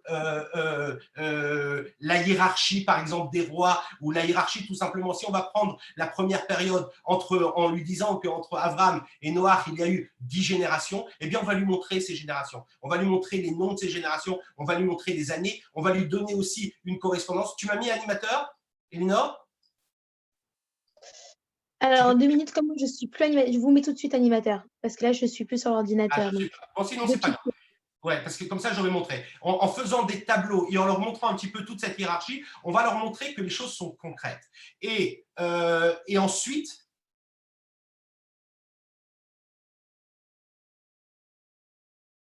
parler de différents. Vous m'entendez ou ça coupe? Allô, vous êtes là? Allô? Allô? On entend. Ah, vous entendez, pardon. Il faut aussi parler des personnages. Dans le Tanakh, on peut retrouver énormément de personnages et des personnages avec. C'est bon?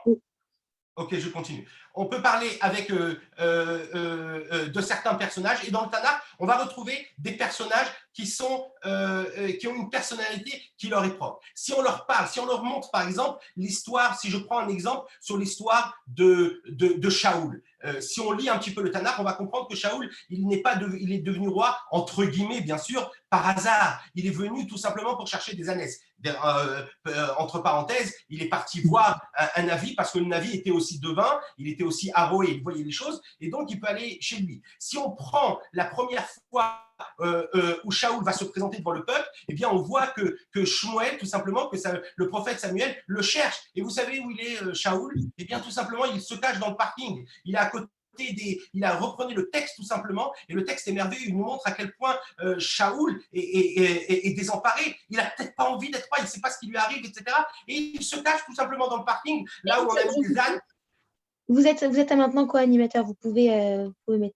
D'accord, mais j'ai continué. Moi, je le mettrai juste après. Mais Shaoul va montrer, tout simplement, il va se cacher parmi les charrettes, parmi les ânes, et c'est là-bas qu'on va le tirer pour devenir roi. Donc, il y a des situations qu'on peut mettre en image, qu'on peut montrer aux enfants. On peut essayer d'analyser des personnages pour montrer tout simplement aux enfants la façon dont on peut enseigner l'histoire. Et si on rentre dans ces personnages, si on enseigne d'une façon différente, eh bien, on aura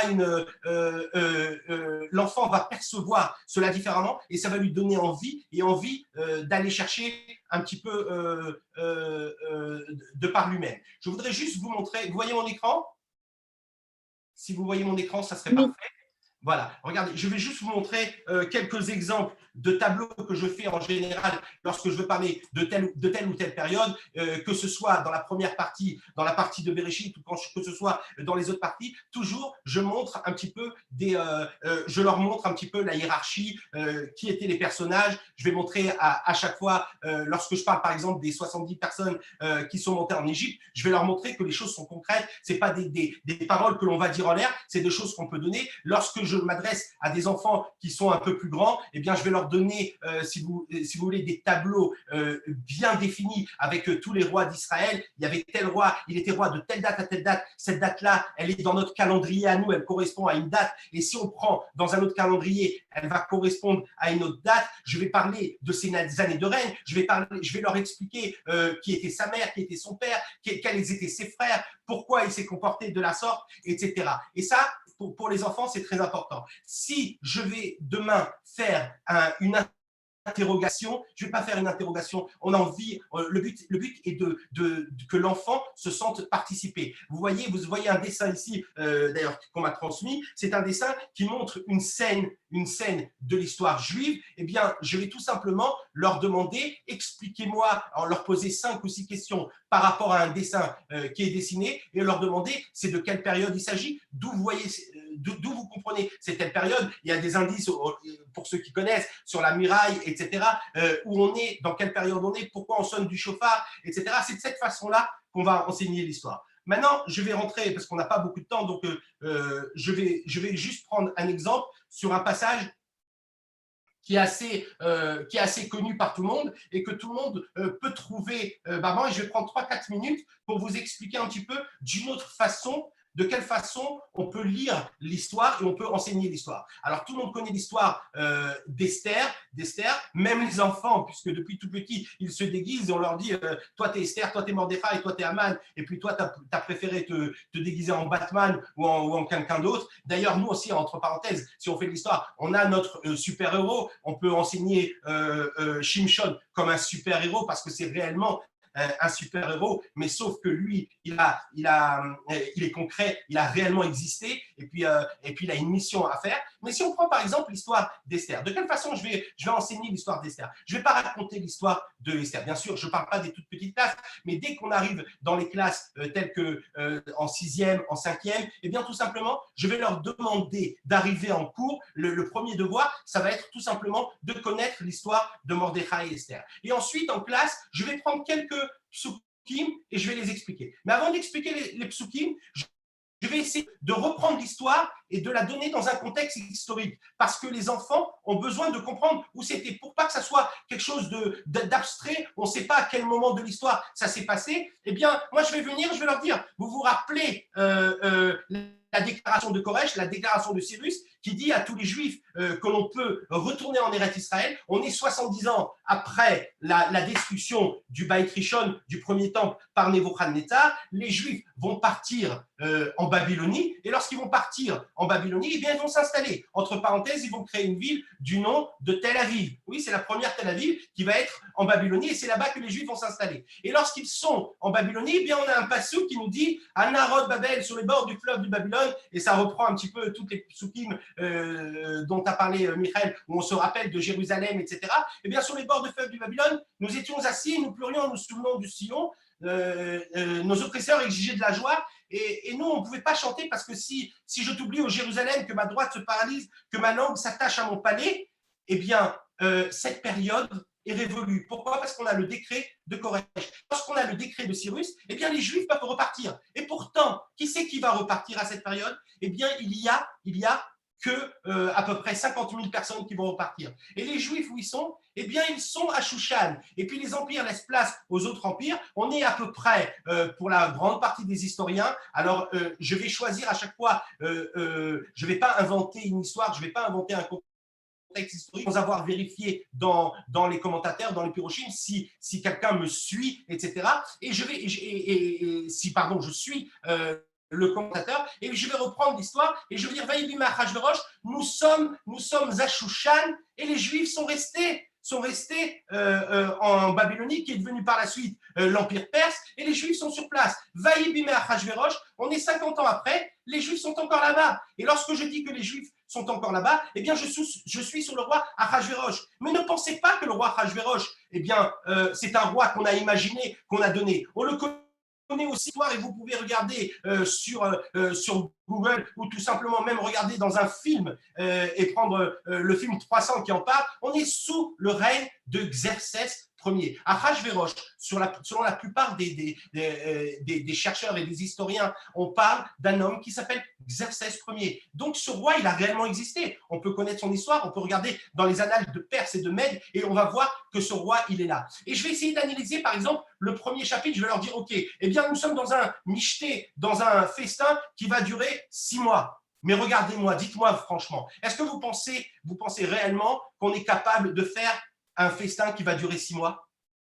C'est pas quelque chose qui se fait. Et si je reprends bien les mots de la Megillah, eh bien, je vais comprendre qu'en réalité, il y a un festin, on va montrer être au cher que votre Malchuto. On va montrer toute, si vous voulez, la splendeur du royaume. Et si on regarde un petit peu partout dans le Tanakh, et si on utilise des fois Rashi, parce qu'il nous aide beaucoup sur des explications, on comprend que lorsqu'un roi, il veut montrer sa puissance et qu'il a quelque chose derrière la tête, il veut montrer quelque chose d'autre. En réalité, ces 6 mois, c'est un premier festin, on l'appelle festin dans le Tanakh, mais en réalité, le festin, il n'est que de 7 jours. Après ces 6 mois, il va y avoir un festin pour les Juifs qui sont à Shushan, pas que pour les Juifs, pardon, pour tous les habitants de Shushan, en réalité pour les fonctionnaires, pour toutes les personnes qui sont dans Shushan à Bira, et on va leur faire un festin pour eux de 7 jours. Et c'est là que nous allons avoir le vin à volonté, etc. Les 6 premiers mois ne sont en fait qu'un congrès dans lequel nous allons pouvoir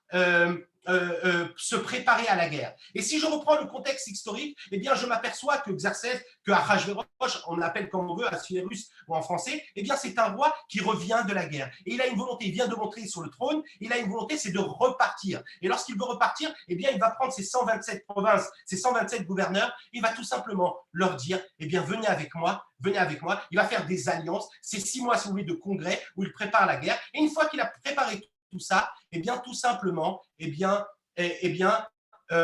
faire un festin de 7 jours pour remercier tous les fonctionnaires, tous les habitants de Shushan, notamment il y avait beaucoup de Juifs aussi à Shushan, et c'est là qu'il va faire son festin.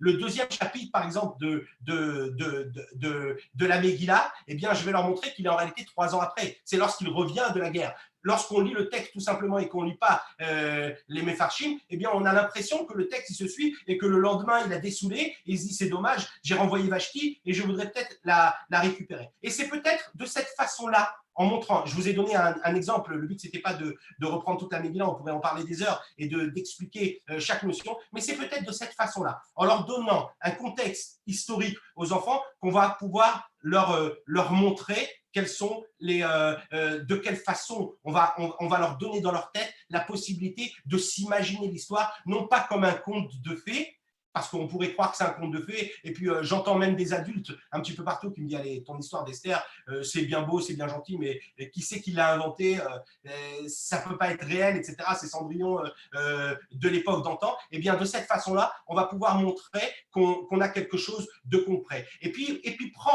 prendre des petites explications, des petits termes dans la Megillah. Par exemple, si je vais prendre, lorsque on parle d'Aman et on lui dit, comment ça s'appelle, on lui parle de Mordechai, on lui dit par exemple, Ki Gidulo, Asher ou Yehudi, parce qu'on va lui dire qu'il était juif. Pourquoi on lui dit qu'il était juif? Eh bien, Rachid va expliquer tout simplement parce qu'on ne savait pas qu'il était juif. Et lorsqu'on va voir, Aman ne savait pas qu'il était juif. Aman et Mordechai, par exemple, tout simplement, ils étaient 2 chefs de guerre, 2 chefs de légion du roi Ahasverosh, et ils se sont retrouvés ensemble à la guerre, et c'est là-bas qu'ils vont avoir leur premier contact. Voilà, j'ai essayé de donner rapidement une façon de montrer de quelle façon on peut utiliser l'histoire, de quelle façon on peut enseigner l'histoire du Tanakh et bien sûr l'histoire juive. Il faut sortir des sentiers battus, il ne faut pas rester à enseigner d'une façon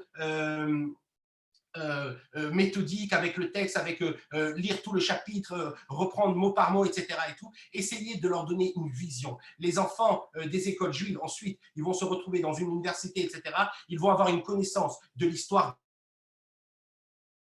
de France, on a de Godefroy de Bouillon, de Pépin le Bref ou de ce que vous voulez, on va avoir une connaissance en fait. Lorsqu'on sort d'une école, c'est pas normal qu'on n'ait pas une connaissance sur l'histoire juive. Je finis par un dernier détail et de faire très très attention. Aujourd'hui, il n'existe pas assez de moyens en français. Alors, regardez bien ce que vous allez utiliser parce que lorsqu'on parle d'histoire juive, Wikipédia ou d'autres, eh bien, on va se retrouver énormément de fois, si on essaye de trouver des choses, on va se retrouver énormément de fois sur des sites qui sont des sites catholiques parce que eux, ils étudient à leur façon l'histoire, mais qui est une façon très différente de nous, d'y voir l'histoire qui est tout simplement dirigée par une personne qui est au-dessus de nous, qui est Akadosh Baruch Hu. Voilà. Merci infiniment, Monsieur Berkovitch. Alors, de base, j'aurais dû donc vous montrer le cours qui est mis en ligne par rapport à Pessah. Malheureusement, voilà, suite à tous ces aléas avec Internet, donc je ne pourrais pas vous présenter. C'est pour ça que je vous invite tous enseignants qui sont là, si vous êtes intéressés par les cours qui sont mis en ligne de Olam Shalem. Je vous invite donc à aller sur olamshalem.org. Donc, bien entendu, moi, je suis là, je suis la coordinatrice de tous les enseignants. Donc, si vous avez besoin d'aide pour comprendre comment ça se passe, comment télécharger les travaux manuels, les pages d'exercice, pour comprendre s'il y a un cours qui n'est pas clair, vous avez donc mon mail, vous avez également mon numéro, vous pourrez bien entendu me contacter et moi je suis là avec plaisir, je fais donc la connexion entre vous et Olam Shalem. Alors je voulais juste aussi préciser qu'on aura une prochaine formation qui va donc qui sera mise en place, qu'on va organiser en l'honneur donc de Yom Yerushalayim.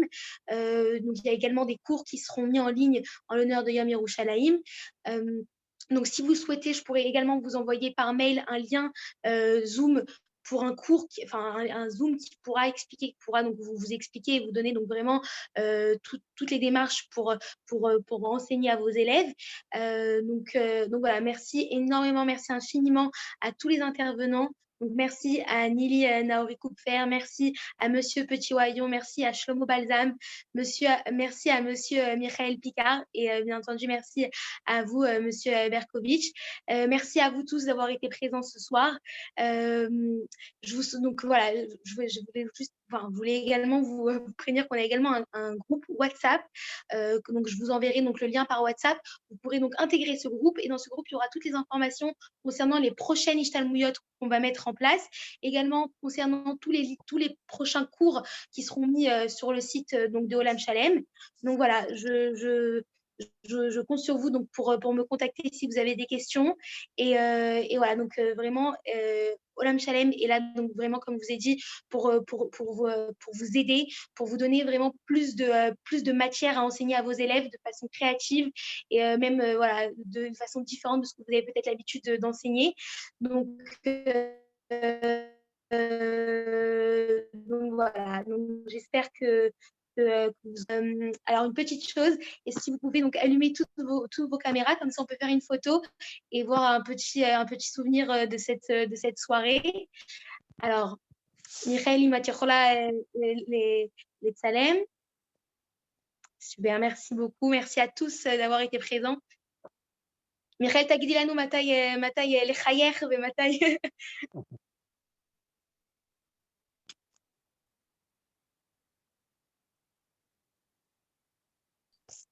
Michal, on n'a pas été matinés. pardon? כן, אני איתכם. מיכל, טוב רגע. סליחה, המיקרופון שלי היה כבוד. אז עכשיו, אפשר, זהו. אוקיי, 3, 4 מעולה. Super. Michal, merci infiniment à vous tous et je vous souhaite donc bon courage.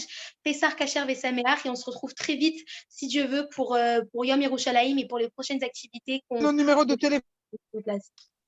Est-ce que vous avez nos numéros de téléphone pour nous rentrer sur le groupe WhatsApp, s'il vous plaît? Alors, je vois pas c'est qui me demande, madame. Oui, alors vous avez reçu. Déborah Zaghuri. D'accord, vous avez reçu par mail le lien? Vous êtes connecté oui, par... Très bien. Oui, alors, oui. Normalement, j'ai les numéros de chacun. Si jamais vous voyez que vous n'avez pas reçu le lien, envoyez-moi un mail sur Teacher Olam Shalem et moi, je ferai en sorte que vous ayez tout ce qu'il faut en temps et en heure. Voilà. Ah, merci beaucoup. Et vous allez nous envoyer le lien pour les profs, pour les cours? Oui, tout à fait. C'est-à-dire que ceux qui sont intéressés donc, pour avoir les cours sur Yom Yerushalayim, sur Shavuot, sur Pessah, etc., je peux vous envoyer un lien Zoom pour qu'on puisse fixer un prochain mifgash, une prochaine rencontre pour que je puisse vous expliquer comment utiliser les cours et comment arriver donc à chaque cours. Vraiment, le site Olam Shalem, il est donc mis à votre disposition. Il est simple. Donc voilà, je vous invite vraiment à aller jeter un coup d'œil. Prenez ce qui vous intéresse. Et voilà, encore une fois, je suis disponible pour toute question. Et voilà, je serai là si vous avez besoin d'aide avec plaisir. Merci beaucoup. Merci. Merci à tous. Merci à vous. À bientôt. Par Kacher Vesameach. Au revoir. Merci également. Merci, c'était formidable. Allô? תודה רבה לכולם, תודה לאלינור, תודה לשלמה, תודה למיכאל ולחיים על ההרצאה המעניינת, ובאמת תשתמשו באלינור כי היא פה בשבילכם, לתת לכם את כל העזרה לעשות את השיעורים ולהכניס את ירושלים לכיתה שלכם, ואני מקווה שנתראה גם לפני יום ירושלים, בהשתלמות תוכן על ירושלים. אז לילה טוב, להתראות. תודה רבה.